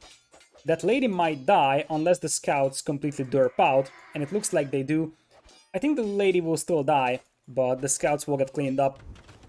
Meanwhile, TaToH is getting TC number 3 up over there as well. Vinchester already has TC number 3 as well. And Imperial Age for TaToH. That could shake things up here, because he's mining stone like crazy. So if TaToH gets a castle up over here, and then gets a couple of traps out, then Vinchester could easily lose that position over there. Another villager dies from Vinchester to those scouts, and he ends up fighting this with villagers, only lost 1. But at the end of the day, the villager count is still in the favor of Vinchester. There's so many things happening at the same time. TaToH's base on the northern island is pretty safe. That's where he's mining his stone at. And look at this. Big demo hits coming in here from TaToH in this one. And suddenly the water combat is as close as it gets. Vinchester still has 12 fire ships, but they're mostly on the left side of the map and not on the right, where TaToH is making his ships. Castle coming in, and indeed, as I said, Vinchester is nowhere close to Imperial. Now he has a 10 villagers lead. TaToH still has some fishing geek on the right side, by the way, that helps a little bit, as he's going for TC number 4. But the castle's up for TaToH, and he's gonna start shelling this castle in a matter of moments. Vinchester going for another castle drop on the north this time. Same thing, denies 2 gold mines, could be a good one, but sort of the same applies here. TaToH could just drop a castle here and trap this one down. Vinchester just started to proceed towards Imperial, so TaToH has a solid 3.5 minutes until he can just trap these castles down without the opponent being able to shoot back. Plus, TaToH would have access to bombard cannons as well. That's pretty massive. Some demos are coming out here for TaToH, trying to get the fast fire ship rolling. TaToH's also repairing this dock, and once fast fire is in, TaToH should be able to compete on water pretty nicely, but for now he doesn't really have the ship numbers to do that. So bombard cannon could be very valuable here for the Italian player, because that's not something that Chinese have a good answer to, and it could easily swing these trap wars in your favor. TaToH coming in with the second trap, Vinchester with the repairs. Docks are up for TaToH, but once again, production is not really there just yet. TaToH is selling his stone instead of buying some, so he's just gonna let this one be breached for the time being. Vinchester for now keeps repairing as the second trap is being set up. This is a beautiful spot for TaToH, by the way. This is just a little hill, but what it means is that these traps are shooting to even ground instead of up hills, which is a pretty massive thing here for TaToH. I love that. Over there, demo comes in. Pretty decent hit over there, as some more demos will be coming in. But it looks like TaToH won't be able to secure production over here for himself just yet. Plus, his northern base was also breached, which makes life even harder for TaToH. He's 20 on stone, so there will eventually be a defensive castle here as well. Chukanus from Vinchester pushing the gold mine of TaToH over here. TaToH's gonna have a hard time protecting this part of his base, that's for sure. On the bright side of things, he is apparently gonna be successful trapping that castle down, because that's not gonna stand for long. Vinchester tries his best to keep this one alive, but that is just a distant dream. And indeed, the castle here shall fall. TaToH going for defensive castle on the north. If he starts building this faster, this could have been slightly better positioned. Anyways, now at least he's able to protect the rest of his eco, but this gold mine is probably lost for the time being. Heavy demo coming in for our Chinese player. Remember, those are pretty sturdy, so it's very hard to kill them in general. Chinese demo ships, very, very underrated unit over here. So, for now, just demos coming in for TaToH, trying to even things out here and get some breeding room. Another castle coming in for Vinchester, already with a trap coming in.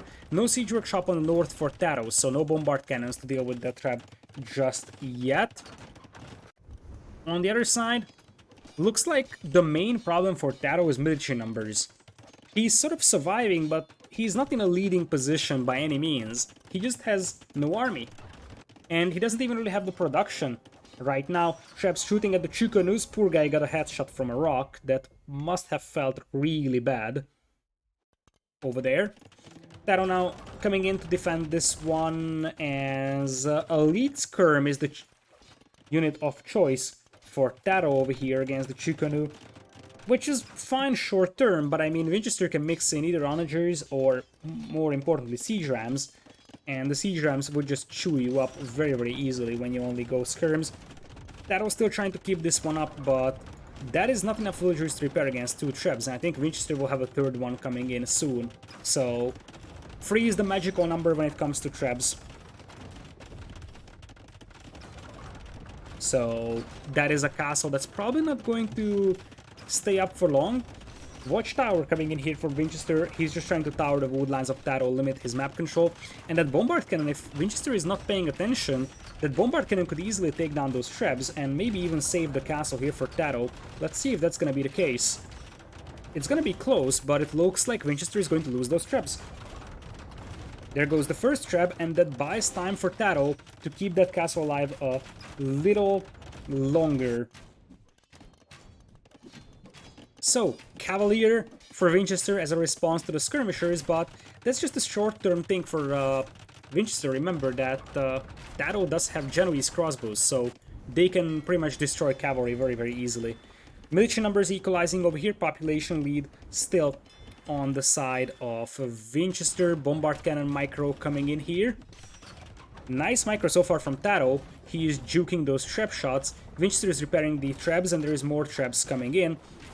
As TaToH takes a nice shot, he also kills quite a few repair villagers, which helps immensely. I think he's even targeting the repair villas instead of the traps. Takes down 2 traps. What a shot from TaToH. He's going to lose 1 bombard cannon, but the value that he has gotten for those is actually pretty outstanding.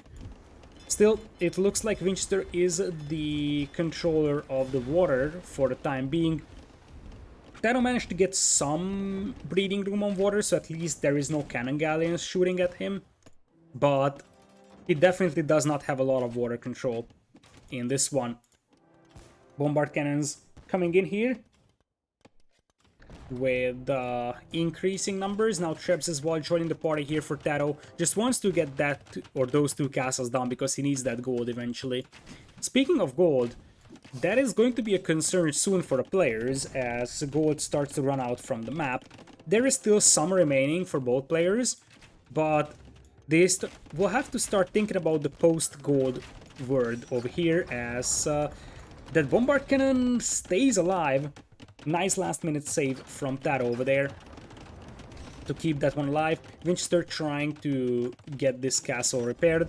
TaToH looks like he's going to switch to arbalests in here, or they're going for Tumbring.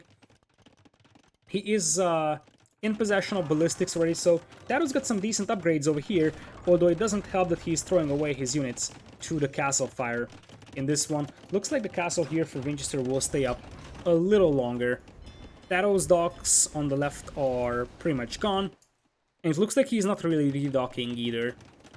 Both players with pretty high villager counts. I would borderline say that Vinchester may have an overboom here. 160 vills feels a little too excessive to my taste. So, skirmishers still running into their death over here as TaToH finally breaks out of his base on the right side. And now army numbers are pretty close. Skirmishers, Genoese crossbows, and soon-to-be Arbs for TaToH. Other side, mostly Cavalier for our yellow player. Not exactly sure where he's assembling that force of Cavalier, probably on this island on the south.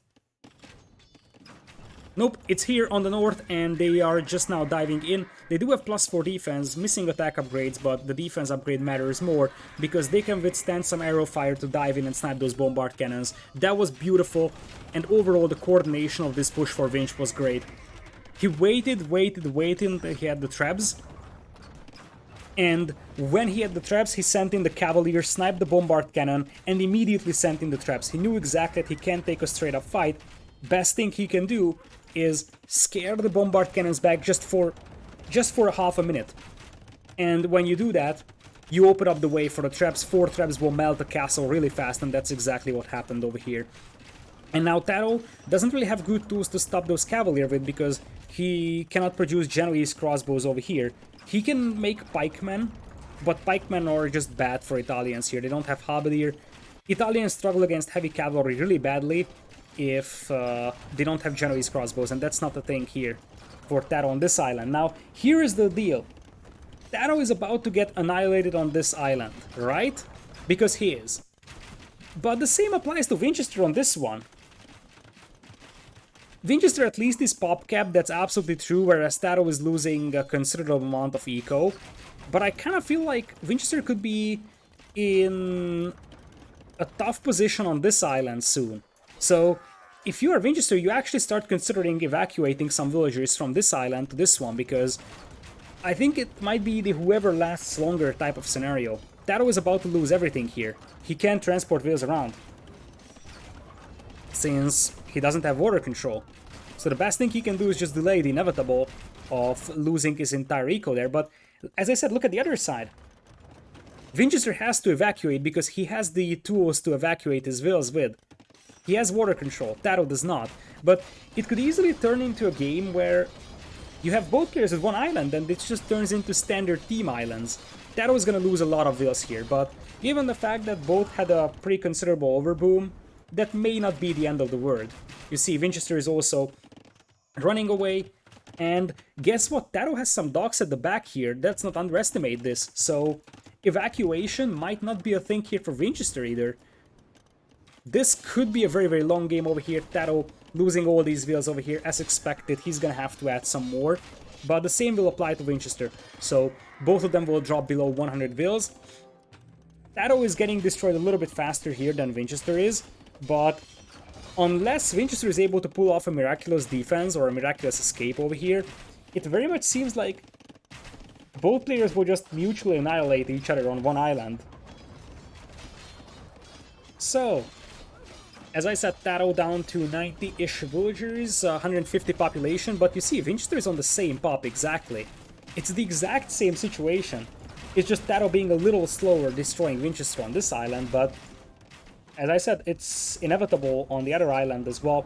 TaToH down to 89 villas, and he officially lost everything. One thing I want to highlight though is that he mined all gold over here at the back. He actually has left an untouched gold mine to Winchester, so did he with a stone mine.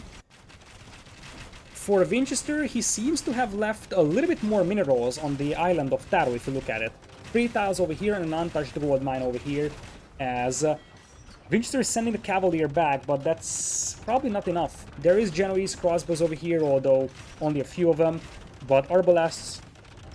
Winchester is really trying to get that or keep that castle up, but that's not a possibility, as Winch is down to 108 villas as well. And TaToH could find that transport. That's pretty big, because that's where the reinforcements are meant to come from, and I assume that's what is supposed to evacuate the island as well from the remaining villagers. So, now we have entered the era where it's pretty much just standard team islands from this point on. Mutual annihilation, as we're going to see the rare sight of Italian Cavalier. Now, hold on for a moment, because TaToH is losing his orbs over here pretty considerably, and Winchester still has a foothold here. TaToH is not taking a good fight here, and when the Cavalier arrived, TaToH could lose his trebs. This is a difference. Winchester was able to destroy TaToH entirely. TaToH wasn't able to completely finish off Winch here. And if Winchester is just able to keep a couple of units, couple of villas over here, then that might be enough to sort of at least try to pressure TaToH from land, and that could allow him to just have an easier time controlling water. There's already the galleon switch from Winchester, but guess what? TaToH has actually managed to reclaim water with fire ships. Winchester barely has any fire ships out here, and now TaToH is the one controlling the water, at least on the left side. Cavalier now popping out for TaToH to take this fight. Winchester still has a lot of villagers on this island, and for him the ultimate goal here is just to keep as many villagers alive on the opponent's island as possible. No relics whatsoever for either side in this one, and you see Winchester really wants to get a castle up over here as well.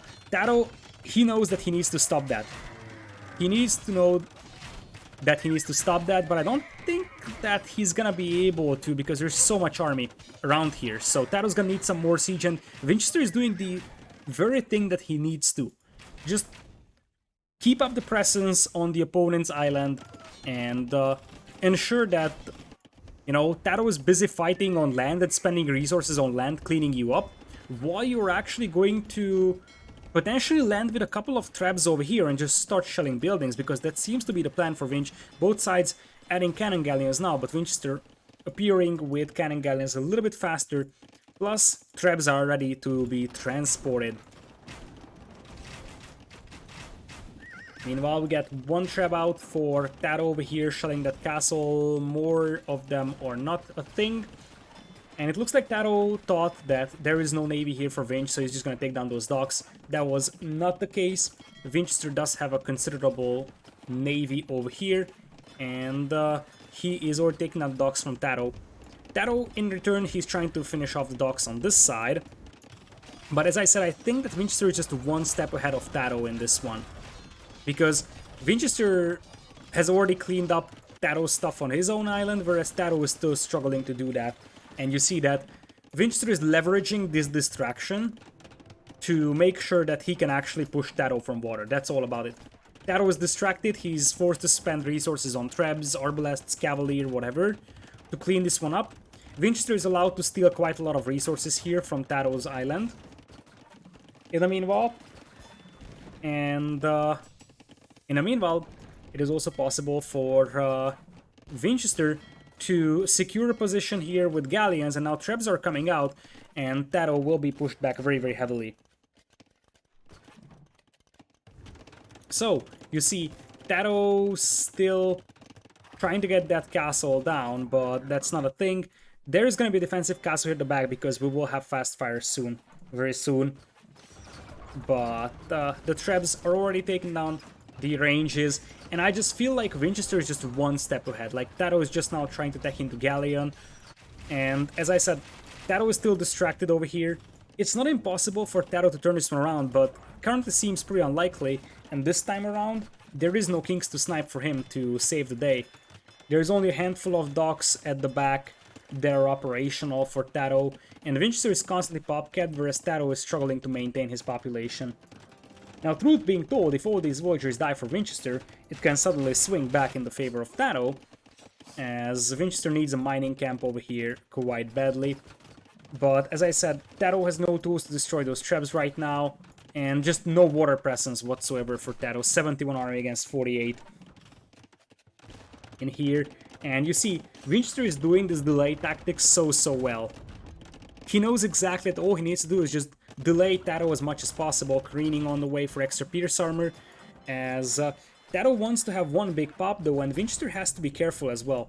Because that's a lot of galleons, but they could easily get shredded by a decent amount of fire ships coming from this direction. Rocketry on the way for our yellow player over here for the Chukonu.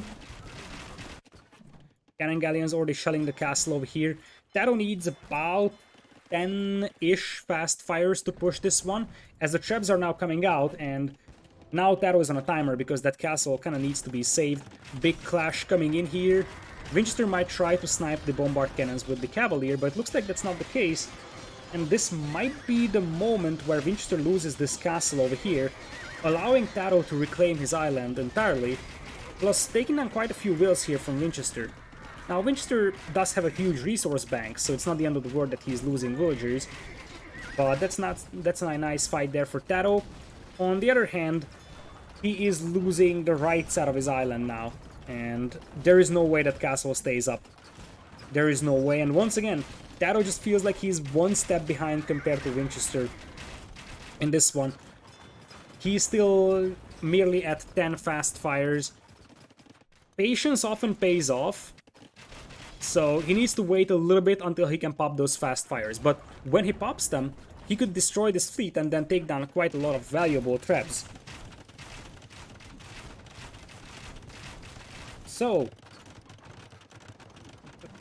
TaToH with 34 on gold, Vinchester at 19, and I think TaToH is going to pop his fire ship soon here. He's still waiting. There's a couple of Cavalier moving in, and since the Galleons are focusing on destroying the docks, they're not paying attention to the Cavalier beating up the Trebs. TaToH's base looks very battered over here, but this might be the moment TaToH was waiting for. This might be the moment because, guess what? Here come the fast fires. The Cavalier are already taking down the Trebs, and the Vinchester, he's not really microing his ships over here. I'm not sure if this many fast fires will be enough to take this fleet down entirely, but it sure enough gives some breathing room for TaToH. And TaToH is also taking over the left side of his own island, so this game is not completely over. I think Vinchester is still leading, but it's not completely over yet, I believe. Vinchester has a couple of cannon galleons out. He's sitting on 10,000 wood, by the way, so we are getting close to the stage of post-Imperial Team Islands. And this one, Capdram on the way for Vinchester as well. And now TaToH is the one with quite a decent amount of fire ships here. Response will be those fancy-looking Chinese demo ships, and now that is a demo shot that everyone loves to see. Beautiful hit over there on TaToH's ships, and there is a couple more demos where they came from. This is the time where TaToH needs to switch into galleons himself. Still, looks like Vinchester is assembling a force of Cavalier, and he might be sending it to TaToH's Eco in a matter of moments. These fire ships apparently have lost course a little bit, and they just run into the fleet of Vinchester over here, losing all of them. Still, TaToH not on galleons, and TaToH doesn't really have a huge amount of naval production as it is. So he just has a couple of docks, barely producing any fast fires, and it looks like there is a bunch of Cavaliers here that may just go and get evacuated with that transport, or it looks like they won't take this fight now. There is quite a few arbalests over here, a couple of Genoese crossbows as well definitely help here for TaToH, but it looks like that might not be enough to save the bombard cannon, or is it? It is. It is. Now, once again, a trap landing over here with cannon galleons, galleons denying the shoreline over here. One thing I would like to consider, though.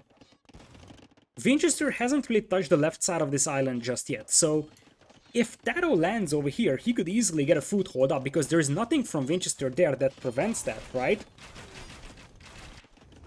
So, Trebs once again taking down the TC over here as TaToH is running low on gold. This is the final gold mine he can access in this one. Dry dock now in for TaToH as well. Whereas for Vinchester, he is planning to go with Siege Ram. So, we're gonna have Siege Ram being researched over here on this one, and now TaToH finally cleans this one up. Still no relics for either player, by the way, as the Cavalier also go down in the end. Population now looking better for TaToH.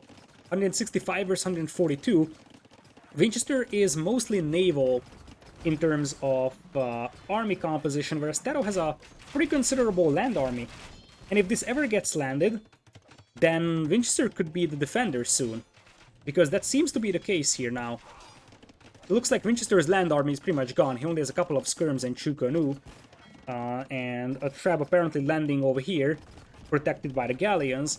For TaToH, on the other hand, he's just now redocking. So the next step is probably galleons as well for him, but he's very, very low on gold. That's something that needs to be considered.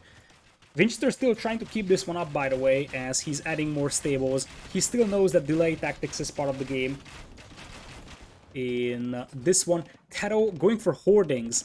He really wants those castles to stay up, and it looks like these villagers might die at the end. So the cleanup is now complete from TaToH's perspective, as Vinchester now goes for relics over here. Once again, Cavalier dive in, yoink that Treb, and then disengage. Two Cavalier traded for a trap. That's reasonable value there for TaToH. And we're gonna have indeed galleons coming in. Plate mail as well, so Condottieri may soon become a thing, as Elite Cannon Galleon is also being queued up. And condos is what could be really scary here for Vinch. Or maybe just flat out Hussar. TaToH has all the upgrades for the Hussar. So, oh, look at that, Vinch. Quick walling those vills in. But I mean, there's Bombard Cannon shooting at them, so really, these guys are dead. And this is the moment where TaToH will be successful cleaning up the landing, or well, it wasn't really a landing, the base of Vinchester on his island. 1 hour, 2 minutes game time already in this one, as TaToH is now getting the ships out. Whoever gets these hills could also have a pretty massive bonus. Don't forget that. The hill bonuses apply in this one as well, so that little hill could be a very nice defensive position for a TaToH. Meanwhile, on the left side, we have no docks coming in for TaToH just yet. Looks like he's still busy cleaning this one up, but it is pretty much inevitable. So, now it is Galleon v Galleon, 19 versus 19, and this is the moment where we have to talk about the fact that until this point, this wasn't really a clear water map. Now it's a clear water map, and TaToH is an absolute beast on clear water maps. So is Vinchester. So this is gonna be an interesting matchup. TaToH has a lot of experience on islands, whereas for Vinchester, his resilience is what makes him very good on islands. But things like losing gold-costing ships to Hussar that do not cost gold is not something that he can afford to let happen. Big raid coming in here, though. This is what Vinchester was preparing. He probably doesn't need more Cavalier because gold is starting to become a resource that's missing. But that is a pretty decent raid that could actually hit TaToH's eco really hard.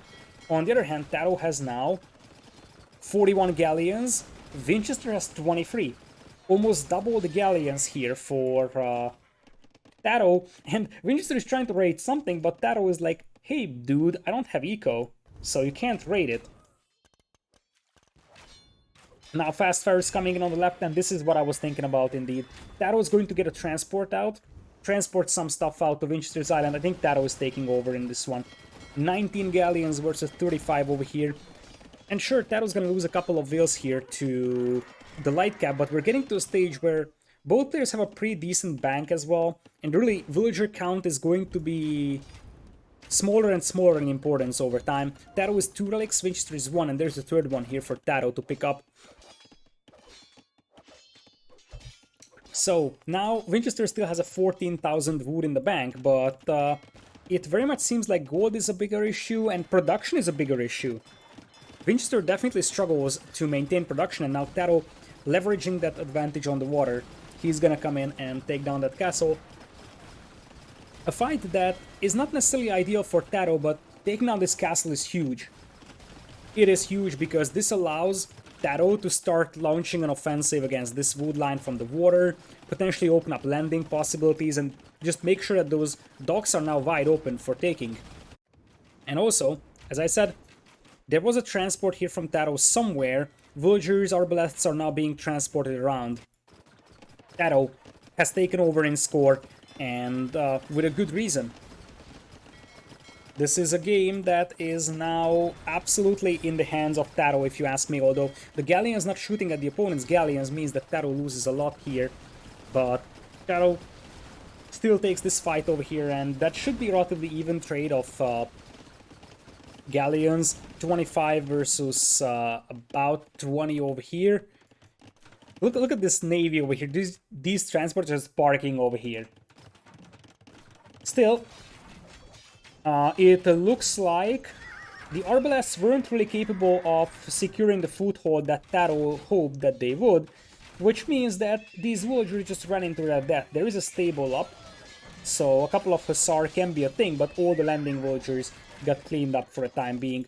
Still, big naval engagement here in the middle, as TaToH now is getting surrounded by some galleons from the north. He has to be careful not to lose those expensive cannon galleons. But the cannon galleons are just taking down dock after dock, and Winchester has a huge bank. He just doesn't have production. So he keeps losing these docks over here faster than he can rebuild them. TaToH still 2 relics. Winchester will be able to hold his own island over here. That's for sure, as another batch of Hussar will be transported through in this one. And now it is TaToH's island which is totally safe, whereas for Winchester, he is now the one being pushed.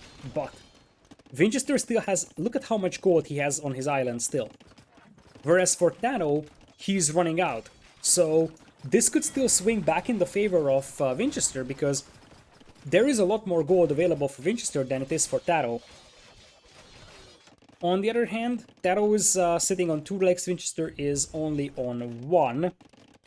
So really, I think Winchester is just waiting for one big fight over here. TaToH, if he loses his fleet over here, he will struggle to rebuild those, because there is just so little gold remaining over here. As Winchester is getting some docks up, we might have the big scuffle over here in a moment. So it is 46 galleons for TaToH, Merely 33 for Vinchester, but Vinchester, you also have to consider that there's a bunch of demos here. I think Vinchester wants a sandwich. When he initiates this fight, he will send a couple of fireships and demos from the other side. Those demos also have higher HP because they're Chinese, and just wants to annihilate this fleet from two directions.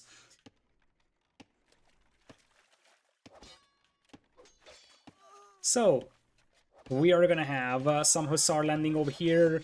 Looks like Winchester doesn't really have the units here to stop this, so he's gonna start losing those as TaToH lands for a couple more stables. Now it is Winchester who will struggle really badly to clean up the landings of TaToH, but TaToH is about to run out of gold entirely. So Winchester's win condition here is that he needs to take a good fight on water, and then just outlast his opponent, take down these stables as fast as possible, and then just try to leverage the fact that he still has a lot of gold left on this island over here. Keep in mind that, well, I'm not sure if either island has more gold than the other, but both players had a base on both islands, so... Oh, demos were coming, and indeed, those are Chinese demos, so they survive a lot of punishment. Big fight over here, 48 versus 41 is the count, but as I said, TaToH will struggle to rebuild this, whereas his opponent won't. And you see that TaToH is soon going to be in trouble over here, navy-wise, because these ships trade against each other. The difference is that Winchester can rebuild that navy, TaToH cannot, and that is a considerable difference over here between the two players. TaToH will be forced to retreat as he realizes that he just doesn't have enough gold. Now Winchester is on 2 relics as well. TaToH, the 3rd relic for him, is over here and he's picking it up. So relic numbers are now in the favor of TaToH. If this game goes super duper omega long, then that is once again favoring TaToH.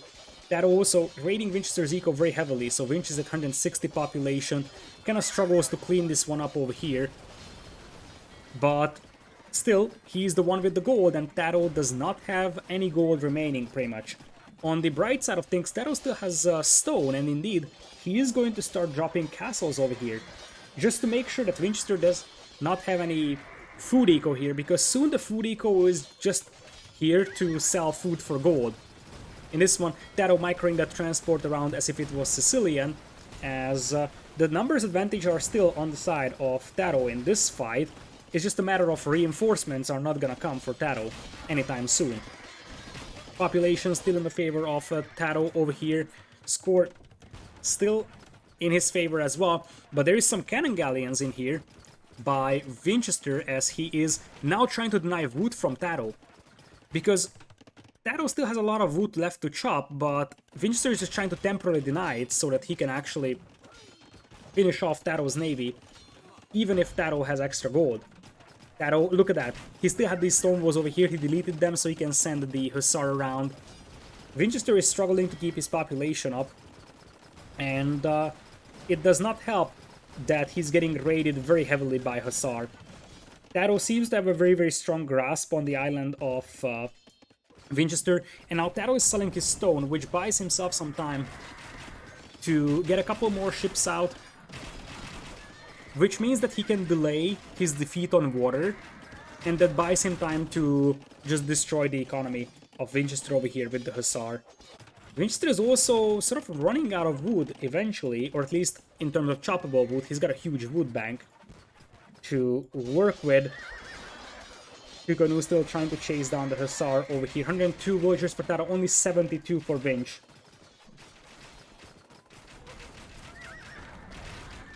Big fight coming up. It's always good to trade non-gold units like Hussar to gold units like TaToH. So the TaToH will actually clean this one up over here. One thing I would like to highlight is that Winchester went for a couple of upgrades for the TaToH as well, for example rocketry, which is a very, very expensive upgrade. That definitely hurts now, because now that resources are starting to become a luxury, it is actually pretty bad for Vinch that he spent it on rocketry, which is not immediately benefiting him, or at least not as much as he would want it to benefit him. TaToH now out of gold, but so is Winchester, and guess what? TaToH is the one with the bigger navy. I think now TaToH is gonna close this out. Neither of the players can rebuild their navy, but TaToH is the one that has the advantage. And in a crazy long game, 1 hour 20 minutes with a double TC start, who thought when we started this game with two TCs for both players, one on each island, that this could go into such a late game scenario? And well, it did. Beautiful show match, by the way, so far. So it is absolutely delivering in entertaining games.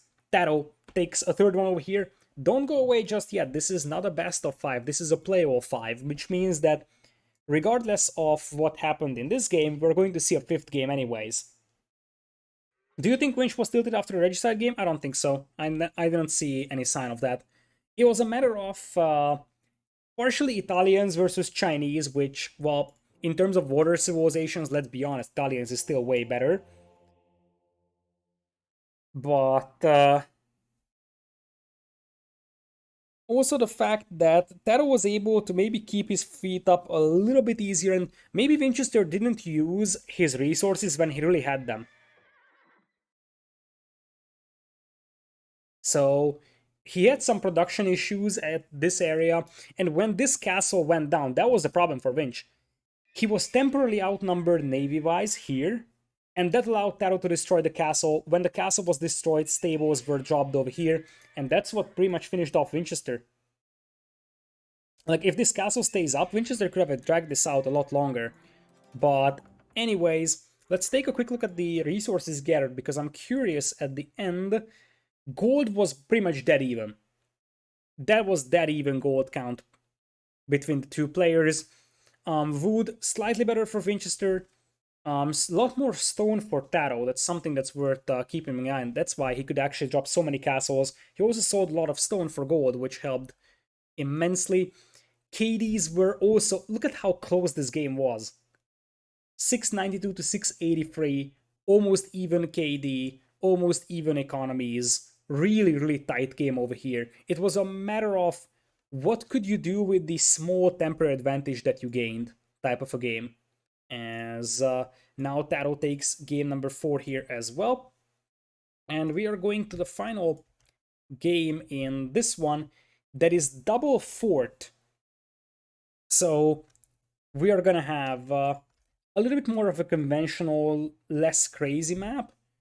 A map where Winchester should have a slight advantage, I would say. Winchester is sort of the closed map specialist, so I think he's gonna have a slight advantage in this one.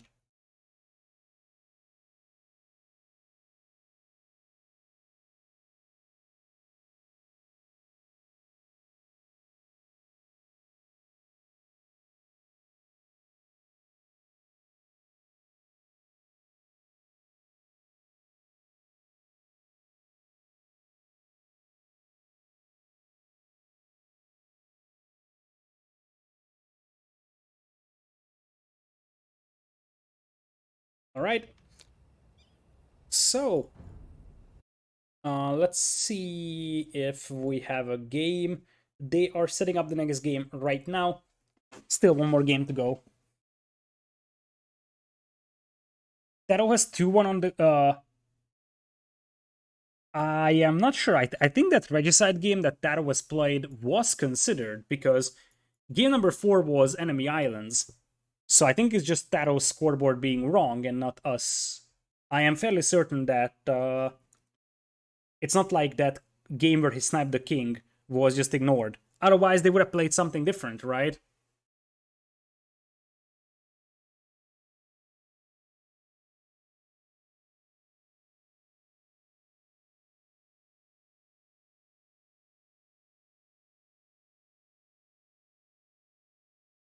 So, yeah, I am fairly certain. Yeah, I don't know, honestly. At this point, I'm gonna keep it this way because technically that was a win for him, and unless we hear from the admins that it's a different situation, I'm going to change it if there's a change. But I'm gonna leave it like that for the time being.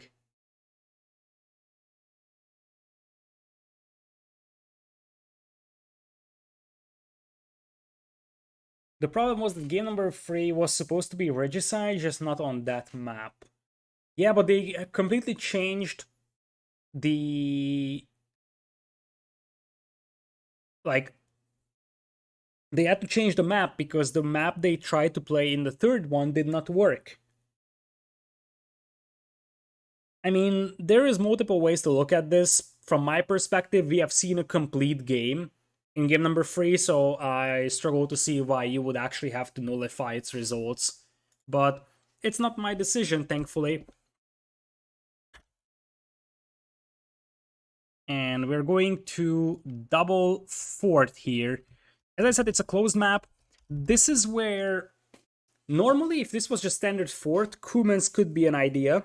But on double fort, that's not a thing because you can't build an additional town center. Kumens are also kept at 2 town centers, even if you start with 2 TCs. That's a massive difference.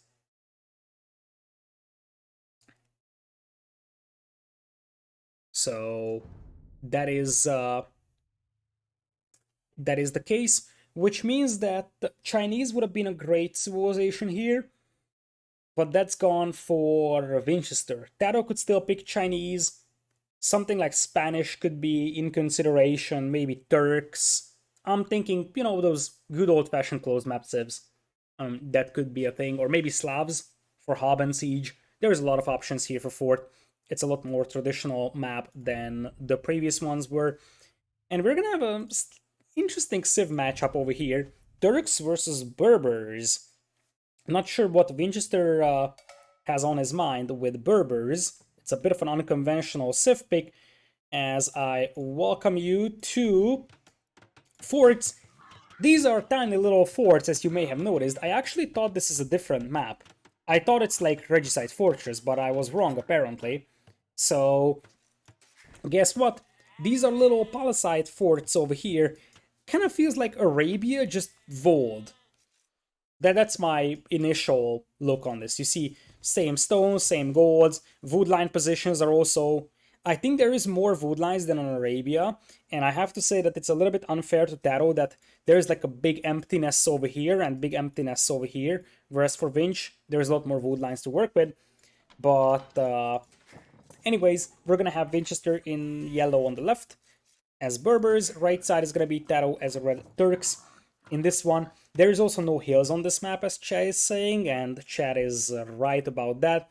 Not a single hill, so there is gonna be no hill bonus, which means that picking Tatars here is not necessarily the best idea ever. Right, so one of the things that you have to consider here is that you have to venture out for wood, but what TaToH is doing is something I really like here. He's adding the walls over here so that he's gonna have a safe wood line. If he comes out here and walls this off, he's gonna have some very safe wood income. Easy, safe wood income for them. Gold mines are gonna be a bigger question, but TaToH could wall this off here as well and just take that gold mine. For Winchester, this is a little bit trickier, I believe, because he's further away from the edge of the map. So for Vinch, it might just make more sense to wall like this with this, and then maybe like this, like around here and then here. That would secure this golden stone for him. That could be an idea. But it's a little bit harder for Winchester to secure his resources than it is for TaToH.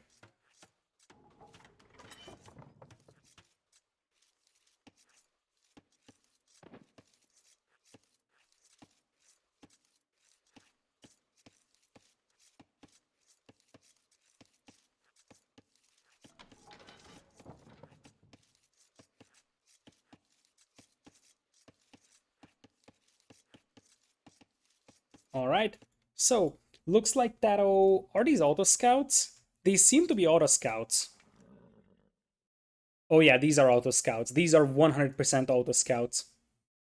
You can tell by the movement that they are actually having here. No one would control their scouts like that. That's full auto scout from TaToH. I don't blame him, to be honest, because there is so many things to do that auto scouting is totally viable in this case, because otherwise your scout is most likely just going to be idle. Here is Winch with the walls I suggested. Whereas for Winch, he is not going to be using auto scout here, if I'm not mistaken. He is just running around with his scouts for now. When are you gonna host your next tourney? Well, in late August, believe it or not. It's called Empire Wars Duo 2, and it has been announced already. It's gonna be 2v2 Empire Wars. So stay tuned for that. It's actually starting next weekend, if I'm not mistaken. Am I right? Yeah, it's starting next weekend. So, for now, it looks like we're not gonna have any aggression from the players in here.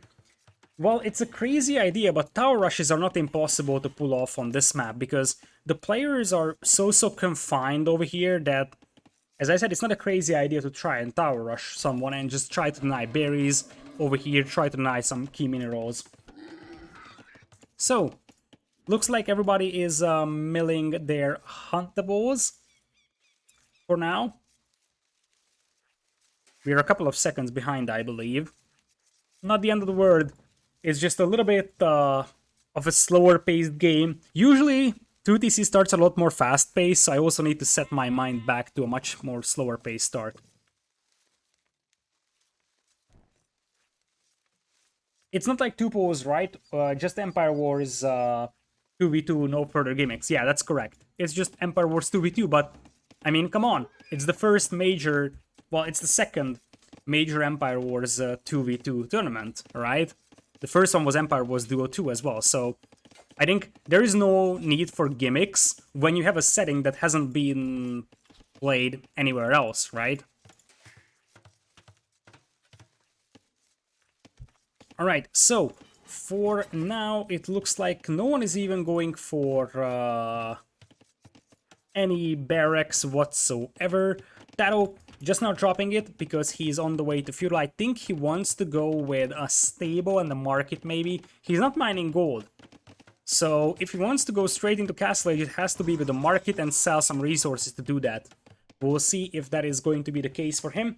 He might not go straight into Castle Age, though, might just spend a little bit of time chilling in Feudal Age. Whereas on the other side, Vinchester has just now clicked up. Now, that is a pretty late Feudal Age with 44 villagers, so he should be able to go straight into Castle Age from this one, but because he's still in Dark Age and TaToH is in Feudal, TaToH's scout is faster, so Vinchester has to turn back and fight, do as much damage as he can, but Vinchester has to settle with the fact that he lost both of his scouts. And that means that now Vinchester has no idea what TaToH is doing. TaToH is getting a couple of scouts out, because he would get the free light cav upgrade on those anyways, and those will be great to control the map. You control the map, and you can take the relics pretty easily. TaToH looks like he might be doing the big O team wall type of a thing. He might be walling all the way from here to here. It's gonna be a big wall, but I mean, he has all the freedom in the world to do that. So, for now, Vinchester should have the resource to click up. He's gonna have to use the market as well a little bit to do so. Whereas for TaToH, it looks like he's spending more time in Feudal than initially anticipated, because he still hasn't clicked up. He's grabbing all the eco upgrades. That is a bit of a surprising play, and it could easily lead into like a longer Feudal, fast Imperial style play, something that we sometimes see from Cuman's on Regicide Fortress, for example. So you spend more time in Feudal, and then you go for a faster Imperial Age, and leverage the fact that Troost could get Bombard Cannon immediately and just go Janissary Bombard Cannon in him. But that could be an idea here for TaToH. For now, he just keeps harassing Vinchester with a couple of scouts. Vinch will be forced away from these huntables a little bit prematurely. Because of that, Vinch is going for a blacksmith and stable, but he's a little too late on gold, so you see that without a market, he will not be able to click up immediately. He's gonna have to spend a little bit more time in Feudal than initially anticipated. TaToH is coming in with the big walls, man. Look at this. He just takes his time and walls off the entire map, tries to bash his way into the base of his opponent here for the time being. No one is mining stone, though both civilizations are technically pretty reliant on their unique units, I would say, both for Janissaries and Camel Archers. So eventually we'll see the players mining stone, but not just yet.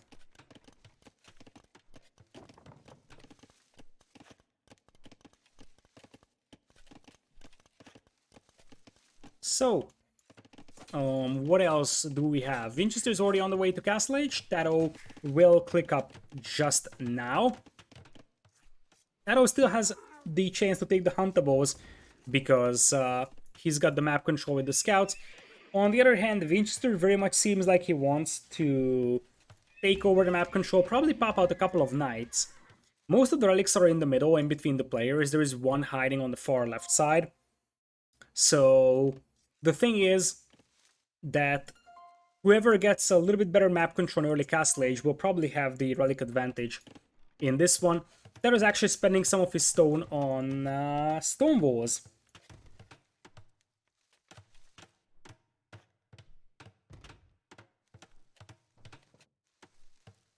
So, what do we have over here for these scouts? They're still just probing around, taking a look at what Winchester is doing, and it looks like Winch is going for triple stables. So, Winchester doesn't want to play a very long game here. He probably wants to go triple stable knights, or probably even camels, because Turks can also go for camel defense, so triple stable camels makes a little bit more sense here for Winch. But it very much seems like Winchester wants to play an aggressive Castle Age, and given the fact that there's a lot of palisade walls that can be taken down, that might be a good idea. So, we are gonna have triple stable camos indeed, TC number 3 being added by Winchester in this one. TaToH about to reach Castle Age just now. He's gonna have the light cav upgrade. He has bloodlines, but that's the only upgrade that he has. And the reason why he's grabbing it is because he wants to go for triple range cav archers. So no fast imp here for us. He just wants to play just like TaToH and go for triple range CA. Now, this could be a decent idea in the short term, but long term it's a very, very bad idea. Berbers can go for camel archers, and those will clap your cav archers. And you see that Winchester is already mining stone here, so it's not impossible for Winchester to just stall this game out until he has camel archers. Not 100% sure if this is a good decision from TaToH. So, here come the cav archers. There will be University for Ballistics as well for TaToH, which means he's adding no additional town centers. On the other hand, we already have 4 TCs for Winchester, so Winchester's economy is going to be a lot stronger than TaToH's one, and his army is also a little bit more convincing, so I think I like Winchester's position here a lot better compared to TaToH's one. Eco upgrades are dead even between the two players, so now it's just a matter of getting the Night Flood or the Camel Flood out. Considering that it's cav archers here, I think that the Night Flood makes a little bit more sense for Winchester. Cheap knights can easily overrun these Turkish cav archers, and now Winchester knows exactly he's up against cav archers, so I wouldn't be surprised to see him sending even more so villagers on stone. Right now he's 9 on stone, but he could go up to something like 13, 14, 15 villagers on stone, and drop a castle goes for camel archers. TaToH wants to play a long game here, holy potatoes. He's going for 4 stone walls. So he really wants to play the long game in this one. And in the very long run, when Turks get to siege ram, that's something that Berbers will struggle against. Berbers in general struggle against siege ram, but that's a very long-term thing. So TaToH needs to hold out for quite a bit of time to get there. And also keep in mind, Winchester is taking over economically quite heavily. University is coming up right now as a preparation for the camel archers. TaToH is now up to 3 TCs. Winchester 5 villagers lead right now. Not the end of the world for TaToH, to be honest. So I think TaToH has to be happy with the fact that he's only 5 villas behind, despite the fact that his opponent had 4 TCs for a long time, whereas he never did. So first castle will be coming up most likely over here. It would be better to have that castle up out here, but I don't think that Winchester can actually secure that position on the map, so for now it looks like he's coming in with more camels. The camels do have +2 defense, so those cav archers will be forced to retreat, and as long as they're missing Thumbring, as long as they're missing maybe even Husbandry, they do have bloodlines, but they don't have defense upgrades, they don't have Thumbring, I believe. They do have ballistics, so they're fairly well upgraded, but not perfect just yet, and Winchester already going for camel archers. In this one, there is Stumbling coming in for TaToH. Vinchester is still 21 on stone, so you can tell that he really wants to get a couple of Camel Archers out, sort of kind of remove the deficit in army numbers that he's having right now. And the Camel Archers shall appear on the field. Kasbah first for Vinchester, so he really wants that production speed bonus as soon as possible. He doesn't even want to use his castle to produce a single Camel Archer before grabbing Kasbah. Now it's a 10 villagers advantage for Vinchester, as TaToH is dropping the 4th town center over here. TaToH chasing with the Cav Archers. And now the question is, what is TaToH gonna do against Camel Archers here? Because TaToH flat out has nothing that can deal with Camel Archers. They don't have good elite skirms, nothing. Like, Siege Ram is the best thing that Turks have to deal with Berbers, but that alone won't be sufficient. TaToH massive amount of wood being sold, as he wants to buy himself up to Imperial. That could be a thing here for TaToH. If he gets up to Imperial faster, gets Bracer, Heavy CA, and then gets a couple of Bombard Cannon out, he could still defeat Vinchester before the Camel Archer numbers grow high. The win condition here for TaToH is that he can't allow Vinchester to get a lot of Camel Archers. The good news for him is that Vinchester is disturbingly low on gold. He's mining stone very heavily, and one of the advantages here of Turks early on is that the Turks can get their production of Cav Archers up much easier than Berbers can get their production of Camel Archers up. So, the villager time that Vinchester is spending on getting stone and making castles, TaToH can use it to gather food and gold, and that's why TaToH is beating Vinchester to Imperial by a fairly considerable margin.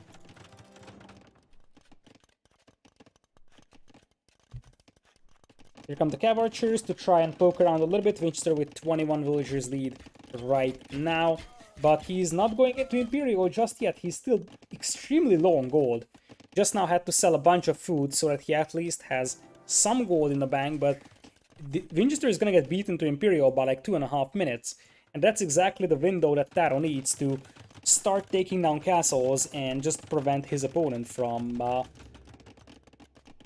producing Camel Archers, and that's exactly what you're seeing over here. Already forward siege workshop for Camel Archers. We're also going to have a meat shield of Hussar here for TaToH, because when the opponent doesn't have a huge amount of Camel Archers, even just a couple of Hussar as bullet sponge can be very useful. Vinchester is going to go for an aggressive approach now, dropping a castle here in the front, but I mean, he's still insanely far away from Imperial, as now he's going to balance out his eco. That is a full 2.5 minutes deficit for Vinchester over here. On the other side, it very much seems like Vinchester isn't able to impact the eco of TaToH either. This could be a good fight for Vinch over here, although he is missing some upgrades. I think Thumbring is missing, and he doesn't really have the numbers just yet. Still, at this point, Vinchester has to take this fight, otherwise he's going to lose this castle over here. Still, if you think about the fact that TaToH is losing Cav Archers and Vinchester is losing Camel Archers, it's much easier for TaToH to replenish his army than it is for Vinchester to do so. And now all the Camel Archers went down, and this is exactly, as I said, the win condition for TaToH. Keep those Camel Archer numbers low. Heavy CA and the Bracer coming in here for TaToH.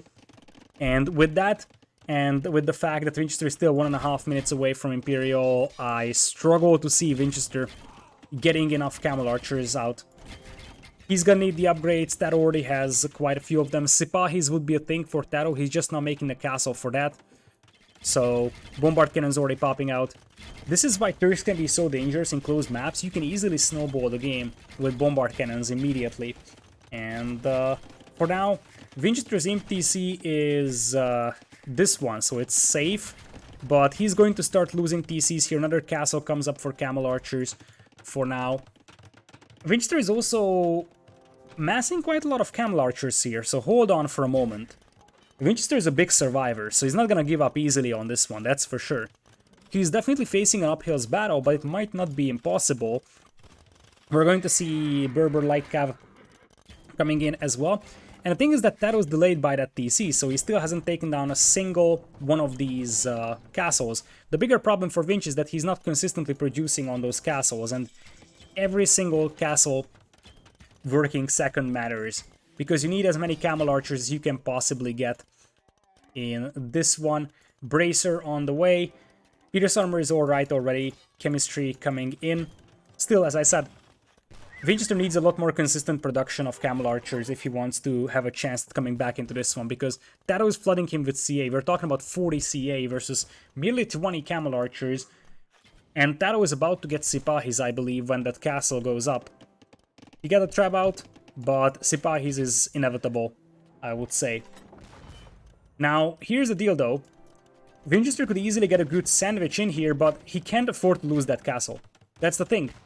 He cannot afford to lose this castle, and I feel like he might be forced to take a premature fight here just because he needs to keep that castle alive. Some Hussar arrive to push him over here. This castle goes down. What's Sipahi? Sipahi gives plus 20 HP for your Cav Archers. That makes Turk's Cav Archers one of the best in the game. And it's sort of a vital upgrade. That's why I'm saying that when he gets that, it's gonna be even worse for Vinchester, because those Cav Archers will be pretty beastly. Vinch will lose this castle over here, and that means that he's gonna be down to only 2 of them over here. Now, here come the Camel Archers, so sort of a now or never situation here for Vinchester. Let's see what he can get out of this one. Bombard Cannon's getting some nice shots in there as well, and yeah, as expected, the numbers are just not there for Vinchester. The numbers are just not there now. Now that the Bombard Cannon are not there to help, it's a little bit easier for Vinchester to take this fight, but this is what I was referring to. Just a couple of these Hussar as arrow sponge is so good. They have 7 pierce armor, and all you need is just to divert the arrow fire from the Camel Archers to the Hussar instead of the Cav Archer. And the next step now for TaToH is Siege Ram. There is Sipahi coming in. He's also adding a lot more Hussar, but Siege Ram is the way to finish off Berbers here. Now, keep in mind that those Bombard Cannons could go down pretty easily over here, and suddenly Vinchester could regain a little bit more momentum. Camel Archers have 1 more attack than Cav Archers. I think, yes. 7 plus 4. No, it's actually the same. 7 plus 4, 7 plus 4. I think Elite has more, but there is no Elite yet for Vinchester. Some raids coming in here for TaToH as well, with Vinch being housed at 170. Now he has spots for 190. I feel like Vinchester's position here is just... I think this tells a lot. That's probably the best way to put it. 50 vills killed by TaToH, not a single one by Vinchester. Vinchester was never able to impact TaToH's economy, whereas TaToH is just constantly forcing Vinchester back more and more. And this fight, this is actually better for Vinch here, and there is Elite Camel Archer. Clock is ticking a little bit here for TaToH because those Camel Archer numbers are growing at a disturbing pace, at least for him. 21 Camel Archers now versus 30 Cav Archers. That's a fight that Vinchester has to be very happy about. Voyager counts are still close. Army numbers are still in the favor of TaToH though, but his army starts to consist of more and more Hussar and less Cav Archers in this one. And when it starts to be sort of a full Hussar style army, you could see Vinchester arriving with camels. That could be an idea. Still, Vinchester's economy is not super efficient here. In fact, it's far from that. As a TC will be built here just to protect those lumberjacks. Vinchester was struggling for wood really badly because his wood lines kept being raided. Part of the reason why he doesn't really have better Camel Archer numbers now. Now those Camel Archers are fully upgraded though, and light Cav numbers are increasing. Still, Vinchester was not able to impact TaToH's economy even to a tiny bit so far, as TaToH is just flooding more and more Hussar. This is not sustainable for TaToH for long though, so TaToH needs something that finishes off Vinchester over here. That is either Bombard Cannons, Trebs, or preferably Siege Rams. Right now, Vinchester has absolutely zero answer to Siege Ram. So, TaToH secures the gold mine in the middle. He is also looking around over here, getting some sneaky stables up. Relic-wise, we only have 1 relic collected so far that is in the hands of Vinchester. TaToH has not picked up a relic so far, as those Camel Archers are pushing back TaToH more and more. Maghrebi Camels would be a great idea now for Vinchester, because he's relying very heavily on keeping those Camel Archers alive, so it would make sense to get Maghrebi Camels, which would heal them over time a little bit. TaToH is ahead in score, but the reality is that this game is fairly even if Vinchester is able to get some siege going. But I think Winchester is the one that's sort of swinging this back more and more, and TaToH is running out of time. Still no Siege Ram from him. He's also missing Iron Casting for the Hussar, something that he apparently doesn't have the food to get right now.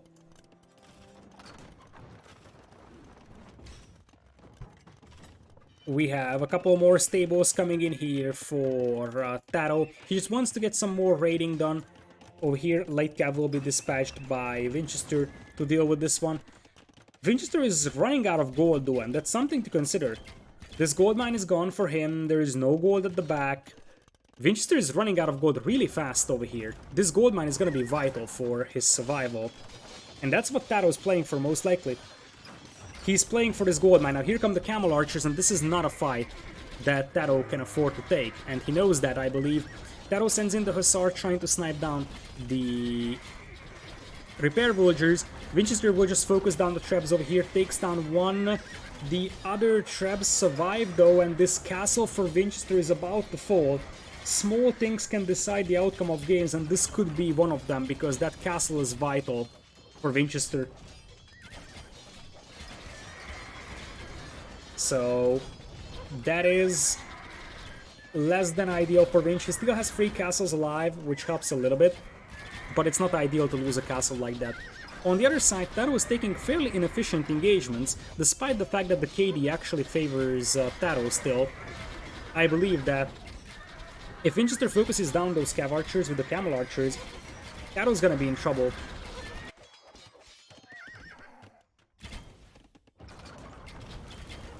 Can Winchester see the gold in the north? I'm not sure which gold.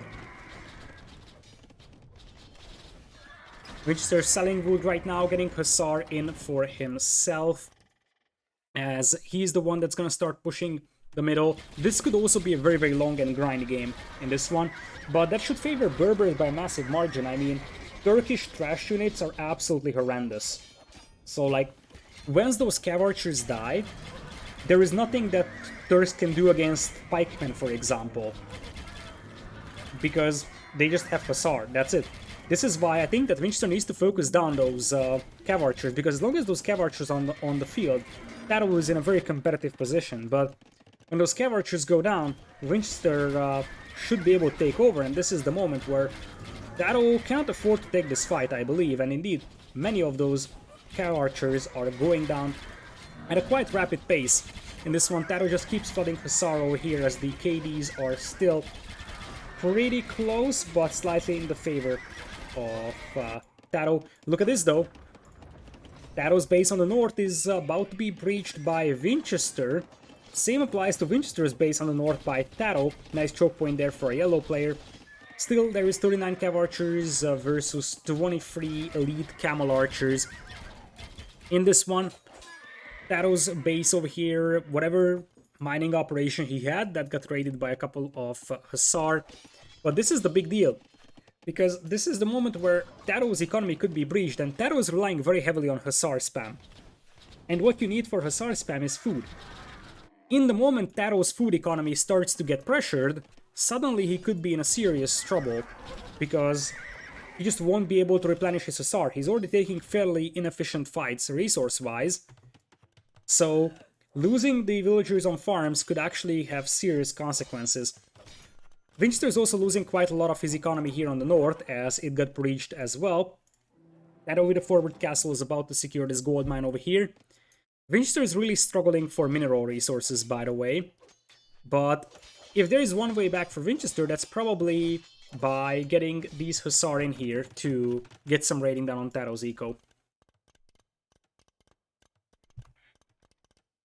So, it's 1 relic versus 0 still. TaToH has almost twice the army as Winchester though, that shouldn't be overlooked. On the other hand, Winchester can't afford to throw away traps like that. That's just very, very wasteful from him. Quite a few Camel Archers still in here. No Maghrebi Camels for them, I believe. Winchester is now getting his own Hussar numbers up high. So, as things stand, map control seems to favor TaToH. Winchester is the only player with a relic, by the way. No one actually collected any more relics other than that one from Winch. And this castle is pretty crucial for Winchester though. That gold mine is actually extremely important. It's almost as important as this one is. This one is even more important for Vinch. So the fact that he cannot really take this is a serious problem. And he needs to make sure TaToH can't actually access that. But that's easier said than done. TaToH and Vinchester both pop capped over here as we have a scuffle in this one. That's not a good fight for TaToH by any means. Hussars trading off against each other, but the Camel Archers obviously up immensely over here with some arrow fire. So now TaToH is jumping on this gold mine. Crop rotation coming in here for our Berber player.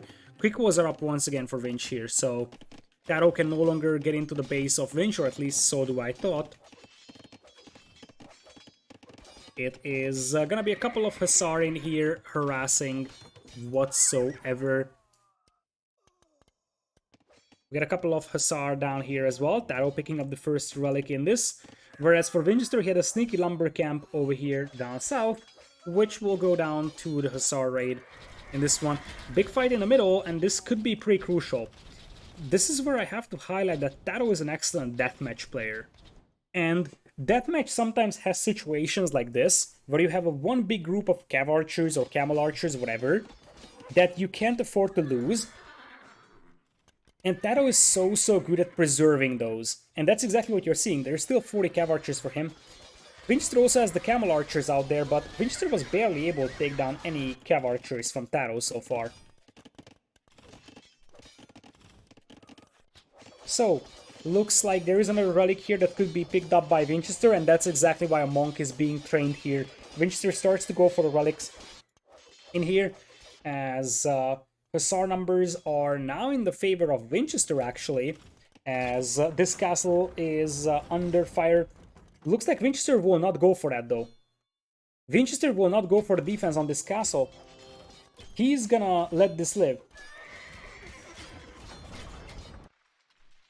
Or what is he doing?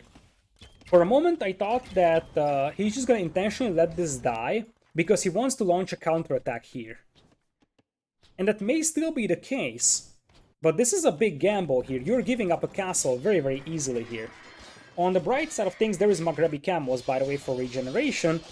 And look at this, he's jumping on a castle with Hussar. Lol. Lol. Now that's a lot of Hussar coming in here from TaToH, and Vinchester is dropping in villager count quite dramatically, down to 103. He should be able to clean this one up, but once again, Vinchester is just unable to hit the eco of TaToH. That's the difference between the two players. TaToH killed 155 vills, Vinchester merely killed 40. So, murder holes coming in here for TaToH, absolutely. Makes sense in this fight, and that's gonna make life much harder for those Hussar, although that castle is still destined to die. I don't think it's going to survive, but I don't think it's enough value for Vinchester. That's the problem. TaToH buying stone here, actually, to maybe even get a second castle up, or what's the plan? Bombard towers? Nope. It's remarkable how hard it is to get into TaToH's base, by the way. It's just insanely hard for Vinch to get any damage done over there. We have a scuffle over here with the Camel Archers and Cav Archers. This castle needs to stand for Vinch. That is the key to his food economy. He's trying to dive in with the Hussar, I believe, but this castle may not live to see another day. Vinchester needs to focus down those traps. At least one of them needs to be taken down. But it's not happening. It's not happening. TaToH's base was breached over here, but look at the quick walls behind. Once again, Vinchester really tries to get into TaToH's eco, but he's just unable to, and that's the difference. TaToH is slowly grinding down Vinchester's economy with 170 villagers killed, and with Vinchester being unable to take down those traps, another castle falls. It's not about their camo production anymore, because you don't have the resources for that anyways. It's more about the protection to your food economy and what limited map control Vinchester has. And TaToH can still take this gold, TaToH can still take this stone. So, really, TaToH seems to have a lot more consistent minerals income here in late game, as he still has 25 Cav Archers remaining in this. And Vinchester, he's really trying. But Vinchester just finds zero chance to run into TaToH's base. Everything is reinforced with stone walls. TaToH is playing an absolutely perfect defensive game over here. So, as things stand, relic count is dead even. The only relic that goes unclaimed is the one on the far left, which should be easier to pick up for Vinchester, but he does not know about it. And I think that TaToH doesn't know about it either. That is correct. So that relic will go unclaimed, most likely. The eco KD is brutal, by the way. 183 against 38 only. That is just brutal. Here comes TaToH with another push on that gold mine. He is just systematically stretching out the attention of Vinchester and just trying to get those key castles down. That's the difference. And now TaToH can come in with the raid. That is because this castle is down. This is why this castle matters so much. That is the key to protect your food eco. And now the Hussar are running around. This fight was won apparently over here by Vinch, so TaToH needs to be careful not to lose his cav archers here. But Vinchester, on the other hand, must keep that castle alive. He can't afford to lose another one. There is just so limited map control for him already that it is just not possible for him to afford losing another castle. He takes down one of the traps, but the other one stays alive. Hussar still trying to dive in. As looks like that's another castle going down. These small bits are what swing the battle in TaToH's favor, and now the population looks way better for TaToH. This count over here, 213 villager kills as opposed to 40. And the castles being taken down, those are the things that are winning this for TaToH, because now I don't see a chance for Vinch. His food eco will just get completely raided to death. He's got zero map control right now anymore. And soon wood would be an issue for Vinchester. And I mean, he's technically still alive because he's got some map control, but his villager count is far from even being reasonable, especially for like a Hussar spam. And he never was able to touch TaToH's eco. Not a single time in this game. He has never managed to get in here. I think the only reason why he has 40 vill kills is because he killed villagers that were making castles, that were coming out for resources here. But anything that was behind these walls never got killed. Like, there was one time where a couple of Hussar run in here and they killed like 5-10 vills at maximum. That was it. Whereas for TaToH, 216 vill kills in this game kind of speaks for itself. TaToH is also using the Hussar excellently as an arrow sponge. So he really understands that cav archers alone won't work, but when you have Hussar in front, it's great, and he can just always find the perfect spot to take a fight at. Because directly, he cannot engage the army of Vinchester. Camel archers and Hussar beat the cav archer plus Hussar. But he can always stretch out the attention of Vinchester and strike at a moment where Vinchester wasn't expecting. Vinch lost this base over here pretty easily. Remember this castle being lost, Vinchester just tried to counterattack. TaToH, look at that, he's even paying attention to small details like this monastery burning down. He's going to ungarrison the relic and bring it back to safety as Bombard Tower is being resurged by TaToH. He is done playing around, he just wants to finish this game over here. But I feel like this snowball is soon going to finish off Vinchester. TaToH, he still has a lot of stone to work with, and indeed, this is the moment where Vinchester taps out and says, it's over. TaToH, defeating the second place in the previous Double Cup, after losing the first game in a quite decisive fashion, TaToH strikes back. In these late games, obviously the fact that this was a double TC start matters way less, and just standard RM experience comes into play. TaToH, in those long games, this one and the Islands game, has shown why he's a top RM player. And then we had that game where TaToH just sniped that king. That was it. Beautiful show match, by the way. So I'm really looking forward to the tournament itself, because guess what? That is something that's gonna have the same settings. There are some other crazy maps that the tournament has as well. But this show match was definitely worth our time. I thought it's gonna be good, but I didn't think it was gonna be this good. This was definitely something that exceeded my expectations. Congrats to TaToH for beating Vinch here in a pretty close set over here, as he takes, I assume, $20 is the price for each win. So it should be 80 for TaToH, 20 for Vinch, but that might change a little bit because of that controversy regarding the regicide per non-regicide game that Vinchester was winning and then he lost it to the Cav Archers. But that's not something that I'm gonna be dealing with. I'm not the admin of this one. For me, it's a 4-1 scoreline. Nice done by TaToH, but Vinchester definitely made TaToH run for his money. So almost every game was a pretty close one. At least the last two definitely were. The one where TaToH ended up winning, Huns vs Indians, that was a little bit more one-sided towards Winch.